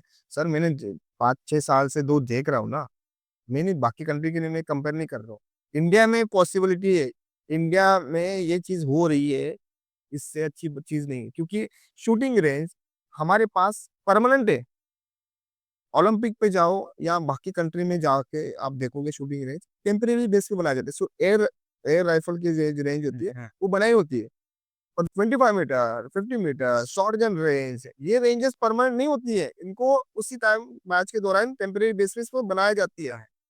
हमारे पास परमानेंट है। हमारे पास परमानेंट है, सीपीडब्ल्यूडी क्या वहाँ ऑफिस है अंदर। हमारे वहाँ एडमिनिस्ट्रेटिव वर्क होता है, साई का सेंटर है अंदर, उसके अंदर। एडमिनिस्ट्रेटिव वर्क मतलब आपको तमाम चीज़ें उसके अंदर आती है। 77 एकड़ की जगह है वो, उसके अंदर सब कुछ है, गार्ड्स है, माली है, वो सब कुछ सब हैंडल कुछ कर दिया हो। हाउसकीपिंग है। मैनेज करना इतना ईज़ी नहीं ईज़ी नहीं है। है। गवर्नमेंट ने हमारे लिए बहुत कुछ कर रखा है, हमें भी कुछ करना पड़ेगा अब देश के लिए। बिल्कुल है। सर मैं आपको फ़ॉलो करता रहता हूँ सोशल मीडिया पे अ, और मैं देखता हूँ कि आप पूरा दुनिया घूमते हैं, एथलीट्स को लेके जाते हैं, उनको ट्रेनिंग करते हैं। आपने सिर्फ पूरी दुनिया का इंफ्रास्ट्रक्चर देखा है। आपने अभी हमें इंडिया का बताया कि वर्ल्ड क्लास लग रहा है। क्या डिफरेंस है सर एनवायरनमेंट में, इंफ्रास्ट्रक्चर में बाकी देशों में और हमारे में? क्या हम उनसे आगे हैं? क्या हम उनके पार पे हैं? क्या हम बन रहे हैं? क्या बोलना चाहेंगे सर आप? बेसिकली क्या है ना, पहले हमारे पास प्लेटफॉर्म्स इतने नहीं थे। अच्छा, अब हमारे पास इंडिया में ही प्लेटफॉर्म बहुत से बन गए। और एक मेन चीज़ क्या है, हम इंडिया से फॉरेन भी प्रैक्टिस करने, मैच प्रैक्टिस के लिए जाते हैं या मैच के लिए जाते हैं, तो एक तो वेदर चेंज होता है। और रही बात सराउंडिंग की, तो वेदर चेंज होता है तो ऑब्वियसली सराउंडिंग चेंज होती है, क्योंकि हर वेदर देखो 24 आवर्स का गैप होता है, या 4 घंटे का या 5 घंटे का गैप होता है। तो उसके हिसाब से शूट करना भी हमें डिफिकल्ट हो जाता है कभी-कभी। मुझे नहीं लगता कि हम वहाँ तक पहुँच नहीं पा रहे हैं, हम वहाँ तक रीच कर पहुँच चुके हैं। पा रहे हैं। हाँ। और मुझे लगता है आने वाले जो भी इंफ्रास्ट्रक्चर है वो और डेवलप होके आ जाएँगे। मैं तो बोलता हूँ ये इंडिया से ज़्यादा इंफ्रास्ट्रक्चर से मुझे लगता नहीं कहीं होगा। कहीं और होगा। हाँ, तो फॉरेन में है, हाँ। फॉरेन में है, पर वो चीज़ें उन्होंने वैसी बनाई है ना, डिसमेंटल कर डिसमेंटल कर सकते हैं और उसको यूज़ कर सकता है। अगर मैं ये बोलूँ कि हमारे पास वर्ल्ड क्लास लेवल का इंफ्रास्ट्रक्चर है और कहीं उनसे अच्छा है, तो उसमें कोई गलत नहीं होगा। और सर क्योंकि अभी आपने 3-4 बार इस बात को मेंशन किया, तो मैं चाहता हूँ इस रिगार्डिंग सवाल पूछूँ कि फॉरेन में कुछ कंट्रीज़ जैसे है, सब बहुत ठंडी है। बिल्कुल। हाँ, कुछ कंट्री मैंने इनफैक्ट ट्रैक शूटिंग का देखा है, तो वहाँ पे बर्फ पड़ रही थी और उसमें कॉम्पिटिशन खेल रहे थे। हाँ, हाँ। और इंडिया से बहुत से एथलीट्स सर बाहर जाते होंगे। तो समझ लो यहाँ से कोई नॉर्मल गर्मी में गया मुंबई से और एक ठंडी वेदर में गया, तो ऑब्वियसली उनके स्कोर में डिफरेंस आता है। ऑब्वियस तो जो इंडियन एथलीट है, आई एम श्योर जब आप सिखाते होंगे लोगों को, कोच करते होंगे, उसे कैसे ट्रेनिंग करनी चाहिए या उसके लिए आप कुछ खास संदेश देना चाहोगे या कुछ एडवाइस देना चाहोगे एथलीट्स को? Uh, how how do you train, वो कैसे ट्रेन करें? बेसिकली क्या हुआ था, अभी जर्मनी की बात बता रहे, एक एग्जांपल के तौर पे बता वो कि जो शॉट का ट्रैप का मैच चल रहे थे और बहुत ज़्यादा वेदर कूलिंग हो गया था, और कूलिंग के साथ का ना वो ठंडी हवा भी शुरू हो गई। आपको पता है वो ट्रैप इवेंट ही वैसा है, शॉटगन इवेंट ही वैसा है कि वो आपके बर्ड्स आते हैं और शूट करना हो, तो शूट में आप कैसे कितना कंट्रोल करोगे चीज़ों को? वाइब्रेशंस आएँगे आपके अंदर, तो आप कैसे कंट्रोल करोगे? तो उससे मैच थोड़ा खराब ही होता है। पर हम उसको साइकोलॉजिकली हम उनको अंदर ही बताते रहते हैं कि आपको उस वेदर के साथ एडजस्ट होना है। हमारे पास टाइम नहीं है, हमारे पास मैच है, उसको साइकोलॉजिकली हम उसको स्ट्रॉन्ग बनाते हैं। हमने ये मैच है, इस मैच के लिए हमने सालों की मेहनत की हुई है और उस मैच को हमें बेटर करना है। मेरे को तो लगता है कि जितना साइकोलॉजिकली ये माइंड का गेम है, उससे बहुत प्रिपेयर प्रिपेयर होना चाहिए। बिल्कुल, मेरे को लगता है ना, जितना शूटर हमारे इंडिया के एडजस्ट कर रहे हैं ना हर हाँ, कंट्री में, बाकी बाकी कंट्री तो आती-जाती रहती है, हाँ, पास-पास में सबके लिए। हाँ। जितना वेदर हमारे पास चेंज हो ये होता है और कोई नहीं कर सकता। उतना चेंज चेंज होता ही नहीं, मतलब कोई ठंडी कंट्री में होंगे तो लीजिए यार, और चाइना को इधर लेके आओ या बाकी कंट्री यूएस और उनको लेके आओ, यहाँ तो स्वेटिंग होना शुरू हो जाएगा, उनकी तो मैच ही खत्म हो जाएगी।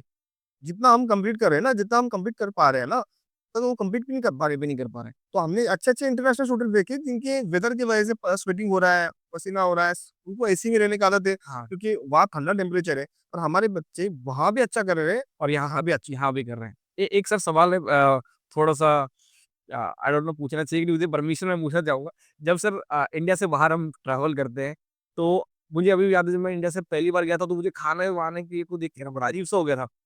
और एक अलग-सा ही पल्पिटेशन होने लगता है और सब कुछ नया है, लैंग्वेज बैरियर होते हैं, किसी से कुछ पूछने में द क्योंकि सर आप स्टूडेंट को लेकर के ऑल ओवर वर्ल्ड जाते हो, तो क्या आपका कभी क ऐसा कोई एक्सपीरियंस रहा है जहाँ पे कि क्योंकि दूसरे कंट्री में गए हैं तो थोड़ा-सा अजीब हो गया हो या फिर थोड़ा-सा ऑकवर्डनेस हो गया हो एथलीट में या कोई ऐसी स्टोरी है खाने-पीने में दिक्कत हो रहा हो? वो पहले तो खाने-पीने की बात करते हैं। हाँ, खाने-पीने तो हमारे इंडिया का जो भी खाना है, फास्ट फूड, मसाला और वो सब कुछ जो भी है, या हमारा जो क्या बोलते हैं ना उसको, पंच-पकवान। पंच पकवान, हाँ, जो भी दाल, राइस, रोटी, वो तो नहीं मिलेगा बाहर जाके। दाल देख जिनको आदत पड़ी हुई है, तो हम एक तो रेडी टू यूज़ वाला पैकिंग लेके जाते, पराठा होता है या रेडी टू यूज़ मिलता है, वो लेके जाते 4-5 दिन के लिए, 6-7 दिन के लिए, जैसे भी है। वहाँ जो मिलता है वो फूड मिलता है। नॉन-वेज बहुत ज़्यादा होता है इस वक़्त, और पे चीज़ और बटर और हर चीज़ है, या फिर जो भी दही होता है, कर्ड होता है, योगर्ट, चीज़ के प्रकार है, ब्रेड के बहुत प्रकार है, वगैरह है। सैंडविचेज़ हो, तो वो आप थोड़ा-सा खा सकते हैं, सब अंडा है, वो चीज़ें खा के आप सर्वाइव कर सकते हैं। एक टाइम आप अपना इंडियन फूड कैरी कर सकते कैरी करके वो आप वो कर सकते हैं, वो एक चीज़ हो गई। दूसरी चीज़ है कि कम्युनिकेशन, बात कैसे करनी है? अब उनको मेन चीज़ है, हमने जब लिमा में थे, तो उनको तो इंग्लिश भी नहीं कुछ लोगों को आती है। आती है। उनको वहाँ की लैंग्वेज आती है, स्पेनिश लोग मैंने स जर्मन में जर्मन सिर्फ जर्मन में जर्मन लैंग्वेज आती है, इंग्लिश तो दिस दैट डज़ हाँ, वो कर ये इतना ही उनको भी आती है जितना अपने लोगों के लिए वो होता है। तो हमारे जो शूटर है वो एक तो कुछ तो बहुत से शूटर हैं हमारे को एजुकेटेड हो चुके हैं और नॉर्मल इंग्लिश तो इतनी आती है उनको, हाँ, तो पूछ ही लेते हैं। और एक तो अपने पास मोबाइल में होता है ट्रांसलेशन ट्रांसलेट लैंग्वेज चेंज का, वो उसका यूज़ कर लेते हैं बेसिकली इन्फॉर्मेशन चेंज करने कहाँ से राइट लेना, लेफ्ट लेना जो भी है, जी, वो एक चीज़ हो जाती है। उनको भी इंडिया में आएगा तो उनको भी प्रॉब्लम में आएगा ही। हाँ, तो हमारे भी इंडिया में आते ही तो उनको भी लैंग्वेज कन्वर्टर लगता है, तो उसमें कोई बड़ी बात वो सर मैं ये जानना चाहता हूँ क्योंकि आप एज़ एन कोच हैं, तो आपको इंटरनेशनल लेवल तक जो है नॉलेज अ, को भी अपडेट रहना पड़ता है। क्या कोई ऐसा नेटवर्क है ग्लोबल नेटवर्क आप सर कैसे अपडेटेड रहते हो? How do you stay update मतलब क्या कोई नेटवर्क है, क्या कोई वेबसाइट है, क्या कोई स्पेशल पोर्टल है, जहाँ से आप इंटरनेशनल लेवल के जो एथलीट्स हैं उनकी नॉलेज ग्रैब करते हो? कैसे सर आप अपडेट रहते हो? देखो सर अपडेट तो आप एक कोई एक प्लेटफ़ॉर्म पे नहीं मिलेगा आपको। आपको एक वेबसाइट या हमारे इंटरनेशनल शूटिंग स्पोर्ट्स फेडरेशन की वेबसाइट है, उस पे आपके रूल्स रेगुलेशन अपडेट होते होते हैं। जहाँ भी आपकी पॉलिसीज़ है, वहाँ बनाई होती है।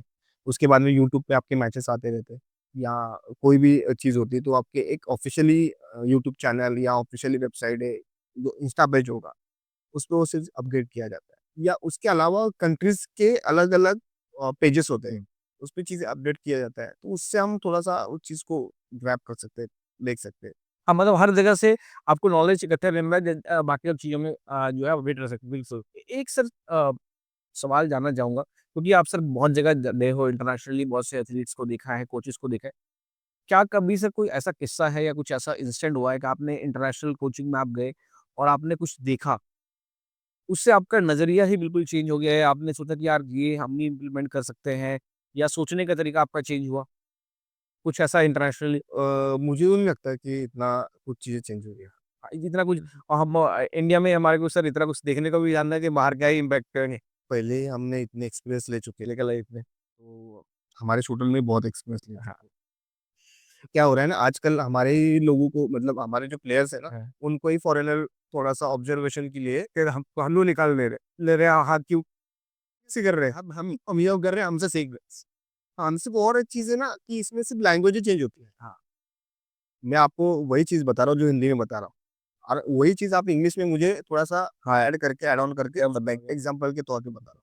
तो हमें लगता है कि यार बहुत अच्छा बोला। और कहीं न कहीं सर मुझे लगता है क्योंकि हम लोग 150 करोड़ की आबादी वाला कंट्री है और हमारे पास टैलेंट इतना भर-भर के पड़ा हुआ है और हम क्योंकि बाकी सब फाइनेंसेस और अपने लाइफ की अपने तकलीफ़ें को लेकर के जब जाते हैं, तो हमारे अंदर ही इतना कॉम्पिटिशन है कि जब हम बाहर से कम्पीट करते हैं तो हमारे लिए दूसरा है ही नहीं। है ही ना कॉम्पिटिशन। हमारे जो जिनको मैं ट्रेनिंग देता हूँ, वो मेरे सीनियर एथलीट हैं। सीनियर में जो ट्रेनिंग होती है, जूनियर के भी बच्चों को ट्रेनिंग दे रही है। वो अपने बच्चों को कॉम्पिटिटर है टॉप 8 के अंदर। तो आप वहाँ कैसे डीलिंग करोगे ना? वो हमें डेली डीलिंग कर रहा हूँ मैं तो। मैं डेली इस चीज़ों को फेस कर रहा हूँ। वो तो फॉरेन चाइनीज़ प्लेयर दो या वो जो भी फॉरेन प्लेयर है वो तो बात अलग ही है। बहुत ही अलग है। हाँ, तो यहाँ ही इतना स्कोर वो मार रहे हैं सॉरी नेशनल लेवल पे, तो और इंडियन टीम के सिलेक्शन ट्रायल्स में, तो आगे जाके क्या कर रहे हैं? ठीक है, उनको पेशेंस चाहिए, थोड़ा-सा वेदर और ये समझना चाहिए कि प्लेटफ़ॉर्म कैसा बनाया हुआ है, कि शूटिंग रेंज कैसे अप है, डाउन है, लक्स कैसा है, उसका थोड़ा-सा अंदाज़ आना चाहिए उनको। बस बाकी चीज़ तो कर लेंगे वो। अब सर थोड़ा-सा हम जाते हैं टेक्निकल साइड पे क्योंकि अब मैं आपसे जानना चाहूँगा कि आपसे अच्छा कोई समझाने वाला नहीं होगा कि एक एथलीट को बनने के लिए सबसे जो हमने पहली बात की कि शूटिंग रेंजेस चाहिए। तो मैं एक रेंज पॉइंट ऑफ व्यू से हम बात करेंगे या फिर हम फाइनेंस पॉइंट ऑफ व्यू से बात करने वाले हैं कि इंडिया में अगर समझ लो किसी को रेंज चलाना हो या किसी को रेंज खोलना हो, हुँ। ऑपरेट करना हो तो उसके लिए क्या-क्या रिक्वायरमेंट्स हैं? क्या-क्या फाइनेंशियल कॉस्ट आएँगी? कितना खर्चा जाता है? क्या ये प्रॉफिटेबल है, नहीं प्रॉफिटेबल है? क्या टेक्निकैलिटी चाहिए होती है? क्या-क्या रिक्वायरमेंट होती है? और अलग-अलग शूटिंग के लिए आप 10 मीटर के लिए और 25-50 मीटर के लिए क्या-क्या रिक्वायरमेंट्स हैं? बेसिकली क्या है, आप 10 मीटर राइफ़ल और पिस्टल आप कहीं पे ओपन कर सकते तो हो। लाइसेंस की कोई रिक्वायरमेंट नहीं थी कोई रिक्वायरमेंट नहीं है, सिर्फ़ इतना है कि सेफ्टी रूल्स सिर्फ सर उसको फॉलो करो करके आपको उसको चला सकते हो। और कितना खर्चा आता है मिनिमम? इसका जो आपको एप्रोक्सिमेटली आप अच्छा रेंज बनाना चाहते हो, अच्छा शूटिंग रेंज डेवलप करना चाहते हो, तो आपको ये 50 लाख से 1 करोड़ तक जाएगा, 1 करोड़ रुपए तक का खर्चा जाएगा। 1 करोड़ तक। क्योंकि अभी जो प्लेटफ़ॉर्म आपको बनाना है, आने वाले फ्यूचरिस्टिक। फ्यूचरिस्टिक हमारा क्योंकि हम लोग सबसे बेस्ट कम्पीट कर रहे हैं। बिल्कुल, आपके पास देखो आप ये प्लेटफ़ॉर्म बना रहे हो किसी एक एथलीट के लिए नहीं बना रहे हो। हाँ। आपको नहीं पता कि आपके अंदर आपके इधर पास आने वाले जो 15 एथलीट, 25 एथलीट जो भी आएँगे, उसमें से कौन से 2 एथलीट ओलंपिक बन सकते हैं। ओलंपिक छोड़ो, उसमें 10 एथलीट इंटरनेशनल लेवल के बन सकते हैं। क्यों? क्योंकि आपके पास अच्छा प्लेटफ़ॉर्म है। तो आपके पास आने के बाद वो तुरंत ग्रैब करके तुरंत उसको एक एक सीढ़ी मिल जाएगी, रास्ता मिल जाएगा आगे जाने के लिए। ये नहीं जाएगा। कहीं जाने की ज़रूरत ही नहीं है, जब हमारे पास ही सब कुछ इंफ्रास्ट्रक्चर पड़ा हुआ है, स्पोर्ट्स साइकोलॉजी पड़ा है, ये आप एसएससी है, न्यूट्रिनिस्ट है, आपके पास माइंड ट्रेनिंग का कोच है, या आपका कोच अच्छा है, शूटिंग कोच अच्छा है, तो आपको पता है कि वो गाइडेंस करके अच्छा-सा ये प्लेटफ़ॉर्म है। तो उसके लिए वो एक अच्छा-सा एरिया बन जाएगा, अच्छी एक सराउंडिंग का रेंज बन जाएगा, कैंपस बन जाएगा एक अच्छा-सा, तो वो क्यों जाएगा बाहर? तो एक चीज़ हो चुकी।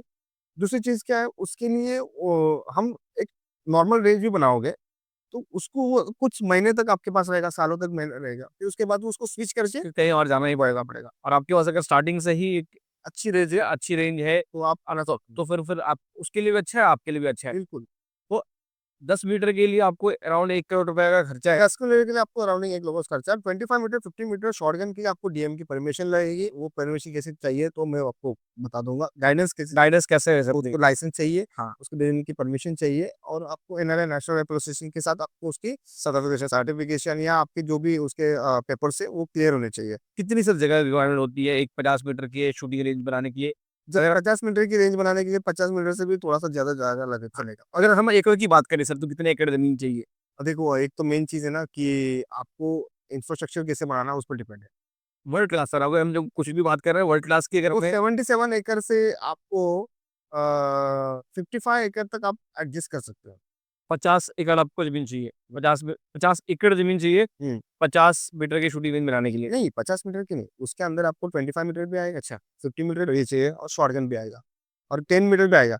अब हम प्लानिंग कैसे करेंगे, नीचे 50 मीटर रेंज बनाएँगे, ठीक है, उसके ऊपर आपको 10 मीटर रेंज बनाएँगे, ओके। 50 मीटर को सट्टा के साइड में आपको 25 मीटर रेंज बनाएँगे और थोड़ा-सा उस साइड में आपकी शॉटगन शॉटगन के लिए ओपन एरिया चाहिए। एरिया चाहिए होगा। तो जिसकी उधर उस साइड में कंस्ट्रक्शन नहीं होना चाहिए, ओके। थोड़ा जंगल एरिया, फॉरेस्ट एरिया क्योंकि उसके बर्ड्स वहाँ पे अगर जाकर अगर सिर्फ ट्रैप शूटिंग बनाना चाहिए तो कितनी जगह चाहिए?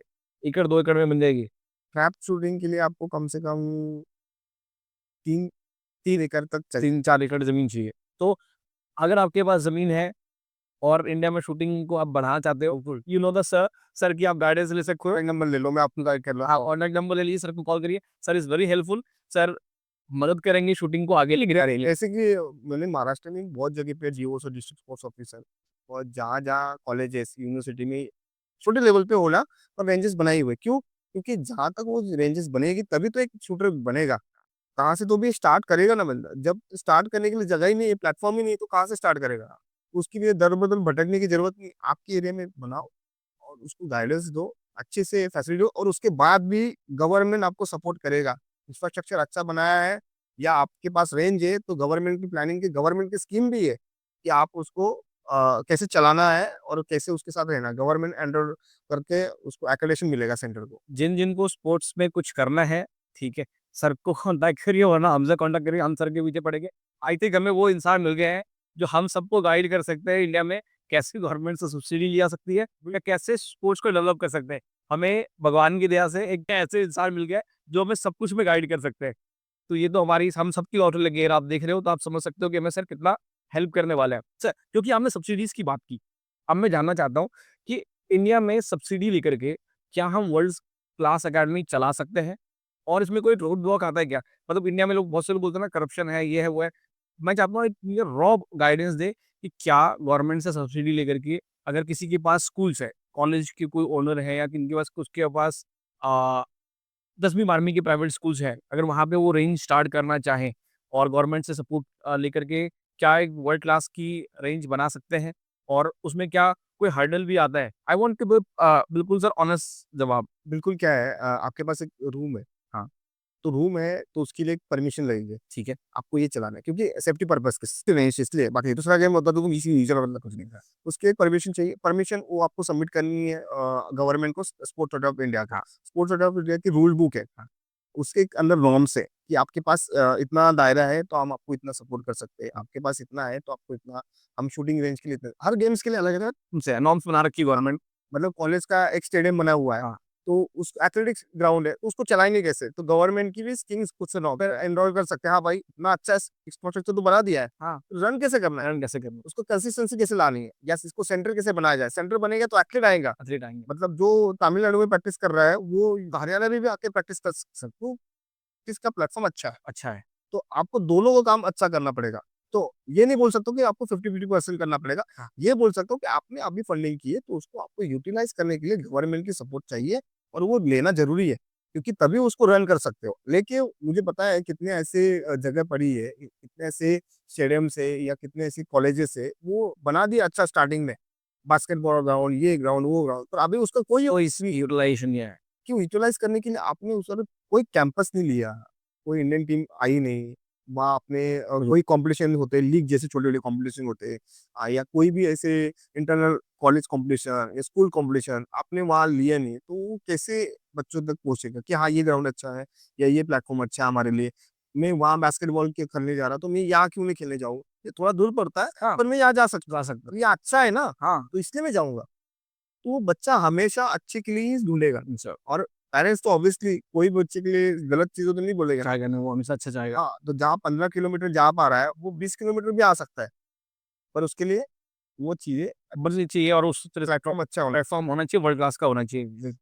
हमने सर आपने सर पहले बोला कि सेफ्टी बहुत इंश्योर करना चाहिए और नॉर्म्स है। अब जब शूटिंग की बात करते हैं तो लोगों को लगता है यार शूटिंग एक थोड़ा-सा अनसेफ गेम है। लोगों के माइंड में है ना इमेज बनी हुई है फ़िल्मों से। तो as an coach sir how do you ensure कि सेफ्टी रहे लॉन्ग टर्म में या कोई आप संदेश दे देंगे कि आई आई गेस जब कोई शूटिंग करना चाहता है, सबसे पहले उसको सेफ्टी का ही लेसन दिया जाता है। तो अगर आप उसके बारे में कुछ बोलना चाहेंगे? How do you ensure long term safety? Basically मैं सबको बताना चाहता हूँ कि हमें किसी को शूट नहीं करना है। तो एक सेफ्टी पर्पज़ का एक 50% काम आपका शूट हो गया, खत्म हो गया। हम किसी पे गोली नहीं मार रहे, हम टारगेट को मार रहे हैं। टारगेट के ऊपर हम अप्रोच करें, ये स्पोर्ट्स इवेंट है। हाँ, ठीक है। दूसरी चीज़ है कि कोई आपको जवाब रिटर्न नहीं देने वाला है। सामने से कोई गोली नहीं मार गोली नहीं मारेगा। तो एक चीज़ दोनों तीनों चीज़ आपकी क्लियर हो गया होंगी। तो आपको ये चीज़ इसलिए करनी है क्योंकि हम जो राइफ़ल यूज़ कर रहे हैं या पिस्टल यूज़ कर रहे हैं, .22 हो गया या 30 मतलब 308 बिग बोर हो गया, तो वो तो बाद में वो इवेंट होता है। 32 का इवेंट हो गया या पायलट्स इवेंट हो गया जो .177 हम जब भी कॉकिंग करते हैं उसका जो बैरल का फेस है वो अप होना चाहिए, डाउन होना चाहिए। हम बेसिक सेफ्टी कोर्स में जब भी बच्चा नया आता है, उसको ये चीज़ बताई जाती है। आज तक सर इतने शूटिंग रेंज चल रही है, इतने 14,000 से ज़्यादा एथलीट है शूटिंग में। पहला जो शूटिंग होती थी 1 हफ्ते में ही सब इवेंट्स खत्म हो जाते थे। अभी एक-एक इवेंट अलग-अलग जगह पे होते हैं। दिल्ली में अलग होता है, भोपाल में अलग इवेंट हो रहा है, मतलब राइफल उधर हो रहा है तो ये यहाँ वो पिस्टल होगा, यहाँ पिस्टल हो रहा है तो वहाँ शॉटगन अलग जगह पे हो रहा है। इतने एथलीट बढ़ चुके हैं। तो कहीं नहीं ये चीज़ें इंसिडेंट हुई है कि आपने किसी पे गोली चला दी, मुझे लग रहा है। क्योंकि हर जगह पे अच्छे-अच्छे शूटर बन चुके हैं। और वो अच्छे शूटर अपने जो नए शूटर्स हैं उनको हमेशा गाइडेंस गाइडेंस करते हैं देते हैं। कि ये स्पोर्ट्स इवेंट है अपना। हमें किसी के लिए मारने के लिए हम नहीं इसको ढूँढ रहे हैं या किसी को डरा रहे हैं, धमका रहे हैं, इसके लिए यूज़ नहीं कर रहे हैं। क्योंकि ये हमें स्पोर्ट्स खेलने के लिए दिया हुआ है, हमें टारगेट दिया हुआ है, आपको उस पे शूट करना है, प्रॉपर सेफ्टी के साथ। सेफ्टी के साथ। आपको टारगेटेड उस तरफ जाना है, तो आपको सीज़ फायर बोलना है, वेपन डाउन होना चाहिए। देखो, आपको ये नहीं है कि हाँ यार इससे क्या होगा, ये तो खाली वेपन है। खाली वेपन हमेशा भरी हुई ही समझनी है, ये पहला रूल है। जभी भी आप ट्रिगरिंग चलाते हो, पता नहीं है ना उसके अंदर कितना वेपन्स में गोली है या नहीं है, पर हमेशा आप उसको आप भरी हुई ही समझना चाहिए। क्योंकि हमारा गेम है, तो हमारा ही डिसिप्लिन होना चाहिए। गेम की डिसिप्लिन कौन फॉलो करेगा? हम ही फॉलो हम फॉलो करेंगे ना, करेंगे। दूसरा कोई आके नहीं फॉलो करेगा। तो ये मेन चीज़ है, तो डिसिप्लिन भी होनी चाहिए। सर, जैसे कि आपने बताया उससे समझ में आता है कि शूटिंग जो है it's a all mental game और एज़ एन कोच सर आप कैसे एक बच्चे को ट्रेन करते हो मेंटली स्ट्रॉन्ग होने के लिए और इससे बाकी लोग भी सीख सकते हैं? How do you train sir? Sir सबके अलग-अलग पॉइंट्स होते हैं शूट करने के। शूट करते हुए, शूटिंग करते हुए, सोच रहे हैं कैसे, घर की दिक्कतें, फैमिली प्रॉब्लम तो होती ही है, आपके दोस्तों की प्रॉब्लम्स, साइकोलॉजिकली आप उसको क्या समझ सकते हो, आपके माइंड में अंदर स्विच ऑन स्विच ऑफ का सिचुएशन बननी चाहिए। हम स्विच ऑन और स्विच ऑफ होना चाहिए। हाँ, माइंड के अंदर। ओके, आप यहाँ से इमोशनली कितने कनेक्टेड है, वो चीज़ देखनी चाहिए। अब मैं बात कर रहा हूँ इसलिए मेरी थिंकिंग प्रोसेस स्टॉप है। आप मेरे से बात कर रहे हो, आपकी थिंकिंग प्रोसेस स्टॉप है। अब ये सोच रहे हो कि आगे क्या बोलना है। मैं ये सोच रहा हूँ कि आपका जवाब कैसे एक्सप्लेन करके देना है। तुरंत हम क्विक रिएक्शन दे रहे हो ना, क्विक रिएक्शन। तो ऐसे वैसे ही शूट करते हुए क्विक आपको येस और नो की डिसीजन नहीं लेनी कि आपको ये शॉट चलाना है या नहीं चलाना है। तो उसके लिए बिफोर और आफ्टर आप क्या प्लानिंग करते हो? मैं प्लेटफॉर्म पे जाके खड़ा रहूंगा और मैं डिसाइड करके आ रहा हूँ घर से या मेरे हॉस्टल से या रूम से कि मुझे आज ये करना है, नहीं होगा। आपको आपको न्यूट्रल रह के अपनी प्रोसेस को फॉलो करना है, पैटर्न को फॉलो करना है कि हाँ मुझे ये करना है, मुझे ये करना है, वेपन उठाना है, ये करना है, वो करना है, सोचना।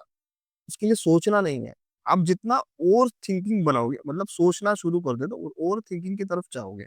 ओवर थिंकिंग आपको खत्म कर देंगे। ओवर थिंकिंग की तरफ जाने के बाद आप अपने प्रोसेस पे नहीं काम कर रहे हो, आप उस थिंकिंग प्रोसेस पे काम कर रहे हो। मुझे ओलंपियन बनना सोच के नहीं होगा ना, आपको उसके लिए प्रैक्टिस करनी, इम्प्लीमेंट करनी, उसके स्टेप्स से वो फॉलो करने पड़ेंगे ना आपको पहले। मुझे अच्छा स्कोर मारना है, मुझे इतने की सीरीज मारनी है, तो उसके लिए आपको पहले मेंटली स्ट्रांग बनना पड़ेगा ना, कि एक-एक शॉट समझ के, सोच के, मेंटन के साथ या आपके प्रेशर या आपका जो साइकोलॉजिकली हम बोलते हैं ना उसको, कि उसको कैसे हम पकड़ सकते हैं। मतलब सेम शॉट चलाना है। पेशेंस के साथ सेम शॉट, हाँ ये किया था इस शॉट में, इस शॉट में ये करना। आप थोड़ा सा फास्ट हो गए और शॉट मिस हो गया, शॉट मिस हो गया, आप रैंकिंग से डाउन हो गए। अब वो शॉट मिस होने के बाद आप उसके बारे में सोचना शुरू कर दिया पूरे मैच तक।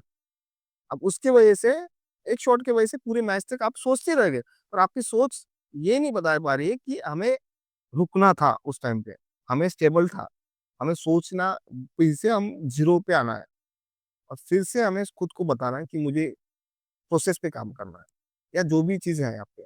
तो हर शूटर को अलग-अलग प्रॉब्लम्स आते हैं। मैं नहीं बोल रहा हूँ कि सबको सेम सेम प्रॉब्लम आते हैं, सबकी अलग-अलग लाइफ। किसी को मसल्स के प्रॉब्लम आ रहे हैं, हमेशा उस पे ध्यान दे रहा है।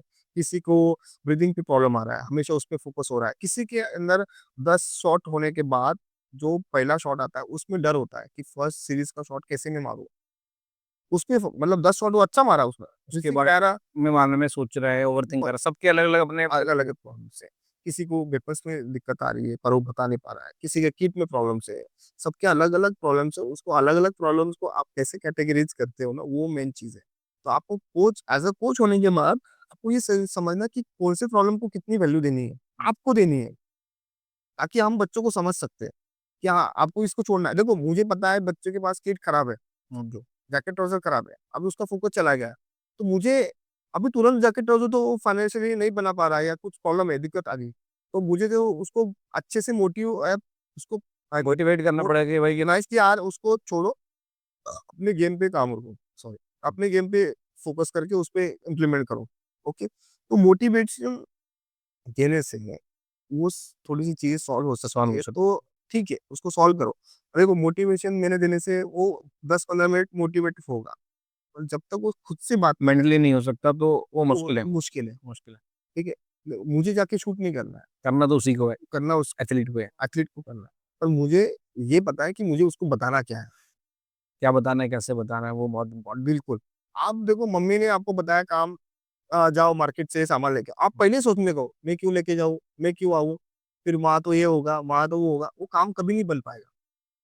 हाँ, आप बिना सोचे, बिना ये करे, हाँ, चल ठीक है मैं जाके लेके आता हूँ। आप इज़ी जाके लेके आओगे। रास्ते में प्रॉब्लम था, कोई भी दिक्कत थी, आप तुरंत जाके लेके आ गए। आपने पहले ही सोच लिया, क्या मैं जाऊँगा कैसे, आऊँगा कैसे? इतना इतना इतना इतना ओवरथिंक कर लेते हैं। सर मैं सोच ही नहीं सकता सर कि जो इंटरनेशनल एथलीट होते हैं सर, जैसे ओलंपिक लेवल के शूटर्स होते हैं, उनके ऊपर तो बहुत साइकोलॉजिकल प्रेशर होता होगा और वो कैसे कोप अप करते हैं? मतलब सर वो किस-किस तरह के प्रेशर होते हैं सर? मैं बता रहा हूँ ना कि सबके अंदर एक अलग-अलग प्रेशर होता है, प्रेशर ज़ोन होता है, डर भी होता है, डर भी होना चाहिए कि आपको क्या करना है, क्या नहीं करना है। इसका एक डर होने से क्या होता है ना, कि आपको पता चलता है कि मुझे कहाँ रुकना है, कहाँ चलना है। हाँ, मुझे मैं ये मैच नहीं करूँगा तो मैं ये हो जाएगा मेरे साथ। अभी मैंने मैच नहीं करूँगा तो मेरा डर अंदर बैठ गया है कि मैच कंप्लीट अच्छा नहीं होगा तो ये खराब हो जाएगा। खराब हो जाएगा, तो मैं किस पे आ गया फिर से? मेरे बेसिक पे, बेसिक पे। प्रोसेस पे आ गया। ओके, तो ये चीज़ अपने इंटरनेशनल लेवल पे ये चीज़ शूटर को पता चल गई है। इंटरनेशनल एक्सपोज़र कर के, खेल-खेल के उनको पता चल गया कि मुझे इसको कैसे टैकल करना है और कैसे मैच खेलनी है और कैसे इसको कंप्लीट करना है। अपनी थिंकिंग प्रोसेस चेंज होने से आपकी शूटिंग चेंज हो जाती है। अब ये इससे सर एक और सवाल मेरे दिमाग में आता है, क्योंकि at the end of the day ये एक स्पोर्ट है, बिल्कुल, कोई जीतेगा, कोई हारेगा। बिल्कुल। एक अच्छा एथलीट हो सकता है किसी एक गेम में किसी भी कारण से अच्छा परफॉर्म ना कर सके। How do you handle your failures, या how should a athlete handle their failure? एक एथलीट को सर फेलियर को कैसे हैंडल करना चाहिए? देखो फेलियर होता ही नहीं है। वो फेलियर होता ही नहीं है। क्या होता है फेलियर? आपने कहीं कैलकुलेशन करके रखा हुआ है कि ये नो है, ये बहुत अच्छा है, इससे ऊपर कुछ नहीं है। हाँ, ये किसने बनाया हुआ है? हमने ही स्कोरिंग सिस्टम बना के रखी है। हाँ। तो हम माइंड के अंदर जब बचपन में थे सिखाते थे क्या नो एकदम लास्ट पॉइंट है, ऐसा कुछ सिखाया था क्या? वो तो नंबरिंग से जस्ट नम सिखाई थी। सिखाई थी। तो वो तो वहाँ तक पहुँच ही रहा है ना। हाँ, कई-कई जगह पे उसका माइंड चेंज हो रहा है या फिजिकली वो स्टेबल नहीं है या जो भी फाइनेंशियल प्रॉब्लम है उसकी वजह से वो वहाँ तक पहुँच नहीं पा रहा है। इसलिए वो फेल्योर नहीं बोल सकते, उसने कोशिश पूरी की है, उसने 100% पूरा दिया है। मैं ओलंपिक जा रहा हूँ या कोई इंटरनेशनल ओलंपिक जा रहा है और मैं फेल हो गया समझो इंटरनेशनल लेवल पे जाके। तो ये थोड़ी हो सकता है मैंने 100% दिया नहीं। यार वो सालों-साल 100% दे रहा था ना, तो ज़रूरी थोड़ी है कि वो हाँ, नहीं किया तो कोई बड़ी बात है। वो मेरे लिए वो प्लेयर प्लेयर ही है। मेरे लिए कोई कैटेगरी नहीं, फेलियर वाला कैटेगरी ही नहीं है मेरे पास। मेरे पास वो भी कैटेगरी नहीं गोल्ड, सिल्वर, ब्रॉन्ज का। मेरे लिए जीतना और परफॉर्मेंस। परफॉर्मेंस ज़रूरी है, तो जीतने के लिए आपको परफॉर्मेंस बेटर करनी पड़ेगी। करते रहना ही चाहिए। हाँ, मैं कभी भी बताता हूँ शूटर को ना मुझे गोल्ड, सिल्वर से लेना देना नहीं। आपने आज क्या परफॉर्मेंस किया? तो आपको कितना बेटर लगा? आपको कितना अच्छा कर पाए हो? आपको पिछले वाला मैच से ये मैच कैसी लगी है? मेरे लिए वो होता है। गोल्ड, सिल्वर ये आपके लिए दायरा बना के रखा है। ये होने के बाद आपको ये मिला जाए। ये मिलेगा। लास्ट कहीं तो भी एंड होना चाहिए ना, तो उसके लिए वो बना हुआ है कि हाँ, ये मारो तो आपको ये मिलेगा, वो मारो तो आपके लिए वो मिलेगा। आप स्पोर्ट्स क्यों कर रहे हो? स्पोर्ट्स क्यों कर रहे हो? पहले वो चीज़ तो समझो, स्पोर्ट्स आप पूरा माइंड को फ्रीज़ करके, पूरा एकदम स्टक करके, करियर को ये करके, सब कुछ छोड़ के स्पोर्ट्स करो। स्पोर्ट्स इसलिए होता है कि आपको एक्टिविटी होनी चाहिए, हॉबी को कैरी करना है आगे। मुझे अच्छा लग रहा है इसलिए मैं कर रहा हूँ, पैशनेट हूँ मैं इसलिए अच्छा कर रहा हूँ। करियर तभी बनेगा ना जब आप करते रहोगे। आप करियर ही सोच के बने बैठे हो तो आगे कंप्लीट ही नहीं कर पाओगे। यस। मुझे करियर करना है तो कैसे करेगा?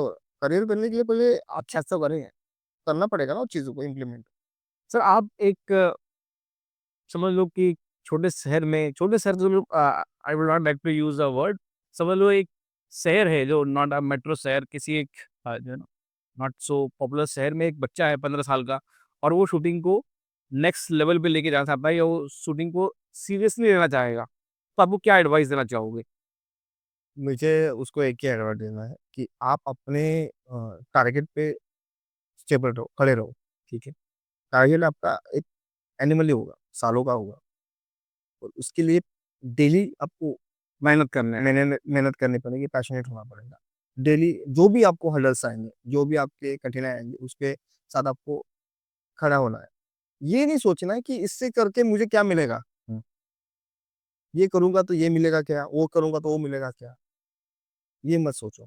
कब कौन-सा चांस आपको आके चला जाएगा, पता नहीं। पता नहीं चलेगा।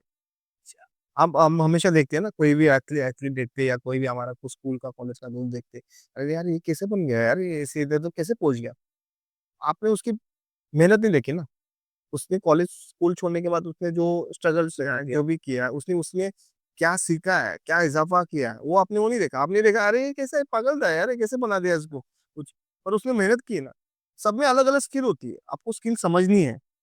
कोई टीचिंग अच्छा कर सकता है, कोई समझा अच्छा सकता है, कोई मोटिवेट अच्छा कर सकता है, कोई अलग गाइडेंस अच्छा कर सकता है। तो अलग सबको अलग-अलग चीज़ सर मैं है ना एक अलग एंगल से सवाल पूछना चाहूँगा। मैं ये पूछना चाहूँगा मम्मी-पापा के एंगल से। लाइफ़ को जीने के लिए सर क्या होता है कि पैसे की भी ज़रूरत होती है, सर्टेन एक करियर की भी ज़रूरत होती है। आई गेस सोसाइटी इस तरह से बनी हुई है। तो अगर या मैं आपसे जानना चाहूँगा क्या सच में इंडिया में, या क्या एक सस्टेनेबल करियर ऑप्शन है शूटिंग? कि अगर किसी कोई शूटिंग को लेना चाहता है, कि कोई चांस है कि इसमें एक एक एक करियर बनाया जा सकता है, अपनी ज़िंदगी को जिया जा सकता है। इस शूटिंग का सस्टेनेबल करियर इन इंडिया, उसमें कुछ भी हो सकता है। मैं शूटिंग स्पोर्ट्स हो जाए, एथलीट हो जाए, कोच हो जाए, ऐसा कुछ है इंडिया में करियर बन सकता है? बिल्कुल। और वो क्या-क्या है? इंडिया में तो बहुत मैंने लोगों को ऐसे देखा है जिनकी कंडीशन नहीं बोल सकता हूँ, जो फाइनेंशियली नहीं है स्टेबल। देखो कोई भी माँ-बाप अपने बच्चों को क्या बोलते हैं ना उसको हर चीज़ देने की कोशिश करता है। हर चीज़ अच्छा करने की कोशिश करता है हर लेवल पे, हर लेवल। वो गरीब हो, अमीर हो या मिडल क्लास हो, कोई भी हो, वो उसके हिसाब से अच्छा ही देने की कोशिश करता है। तो वो चीज़ हो जाती है। सिर्फ़ आपको अपने चीज़ों पे काम करना चाहिए। ऐसा तो नहीं है कि आप ये करोगे फिर वो चेंज करोगे, फिर वो चेंज करोगे तो फिर वो चेंज करोगे। आपको पता ही नहीं चला, आप वहाँ समझने के पहले ही तो उन्होंने आपने गेम चेंज कर दिया। सबका अपना-अपना एक विज़न होता है और जब आपसे मिला था और मैं जब भी आपसे फ़ोन पे बात करता हूँ, आप मुझसे हर बार पूछते हो कि आपका क्या विज़न है? और आपको शायद याद होगा मैंने कभी भी आपका इस सवाल का जवाब नहीं दिया, नहीं दिया। है ना? मुझे पता है। हाँ, तो मैं सर आपका जानना चाहता हूँ कि what's your vision for Indian shooting for 10 years?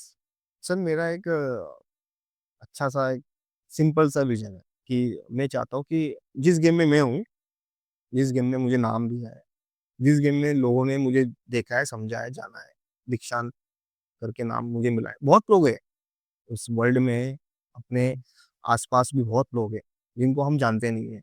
पर हम किसी पर्टिकुलर एंगल से जानना शुरू कर देते हैं, तो कि तभी उसके लिए हमने काम किया हुआ अच्छा काम किया है। तो मैं हमेशा बताते रहता हूँ कि आपके नाम जैसे बहुत लोग पड़े होंगे, मेरे नाम जैसे बहुत बहुत से लोग हैं। तो हमने गेम के लिए काम किया है, तो मैं लास्ट तक गेम के लिए काम करूँगा और मैं इतना पैशनेट हूँ उसके लिए, तो मैं लास्ट तक गेम के लिए काम करूँगा क्योंकि मुझे ओलंपियन बनाना है, उस इकोसिस्टम के लिए काम करना है या उस शूटिंग के लिए या स्पोर्ट्स के लिए काम करना है मुझे। मुझे स्पोर्ट्स के लिए काम करना है, इकोसिस्टम के लिए काम करना है या हमारी जो गवर्नेंस की स्कीम है उसके लिए मैं हमेशा ही काम करते रहूँगा। मुझे कोई प्रॉब्लम नहीं है, पर मुझे उसको चाहिए डेवलपमेंट। क्यों मेरे कुछ एथलीट इतने साल पहले ऐसे थे, अभी ऐसे हैं और आगे जाके ऐसा होने वाला है। मैं हमेशा बोल रहा हूँ कि हमारे पास क्या नहीं है, हमारे पास सब कुछ है, सब कुछ है। हमें कैसे उसको लेके जाना है, ये हमारे पास प्लानिंग होनी चाहिए। सबसे मेन चीज़ है प्लानिंग। आपका कोच का विज़न बड़ा होगा तभी आप आगे पहुँच सकते हो। जैसे मम्मी-पापा का विज़न होता है ना, वो आगे जाने का कि मेरा बच्चा ये बनना चाहिए। क्यों? उन्होंने तो कोई सोचा नहीं ना आपके लिए। वो तो कोई क्या बोलते हैं ना उसको हम्बल होके आपके लिए काम कर रहे हैं ना।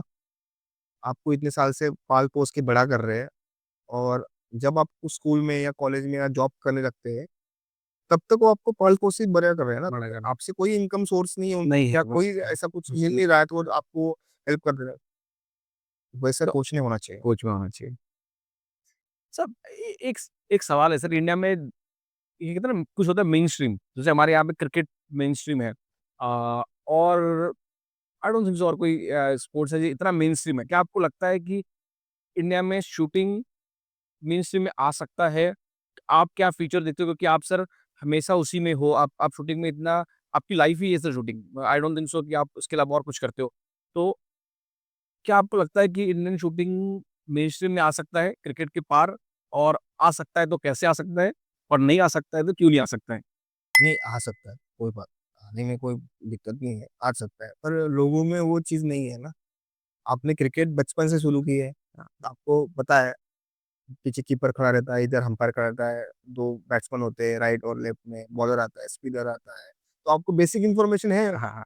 क्रिकेट में, शूटिंग में नहीं है, क्योंकि शूटिंग अभी-अभी वो चीज़ों से लेके आ रहा है, ठीक है? तो क्रिकेट एक बहुत पहले से ग्राउंड गेम है, तो लोगों को पता है क्रिकेट। हॉकी के बारे में पता है आपको? नहीं, कुछ नहीं। तो क्यों नहीं पता है? हॉकी गेम है हमारा, हाँ, क्यों नहीं पता है फिर? क्योंकि हमने कभी खेला नहीं, हमने देखा नहीं। हॉकी क्या हमने ग्राउंड में खेला नहीं ना कभी। हाँ, कभी खेला नहीं। क्रिकेट पे चलो 2 घर में बैठ आया बचपन से उठाया बैट बॉल आ गई, ये हमारा लूप होल है। हाँ, तो हमारे पास और गन्स को हम देख ही नहीं सकते, तो फिर ऐसा कि क्या वो गन्स को हम दे नहीं सकते पर हम गन को जहाँ हम सेफ्टी हाँ, चला सकते हैं। चला सकते हैं। तो गन्स को चलाना मतलब आपके अंदर जो स्किल है, टैलेंट सब में नहीं होता है वो। हाँ, सब में नहीं होता। क्रिकेट सब खेल सकते हैं। हाँ, सर मैं ये बताता हूँ क्रिकेट सब खेल सकते हैं। राइटी, लेफ्टी सब खेल सकते हैं। पता है ये बॉल आएगा, मारना है। ऐसा मारना है, वैसा मारना है। सिखा-सिखा के सीखे। शूटिंग करने के लिए आपको स्किल होना चाहिए। आपको ये पता होना चाहिए कहाँ मारना है। हाँ, मारना है। आपको ये पता होना चाहिए कितने बार तो ट्रिगर चलाना है। कैसे आपको ये समझना चाहिए कितना होल्ड होना चाहिए। होना चाहिए।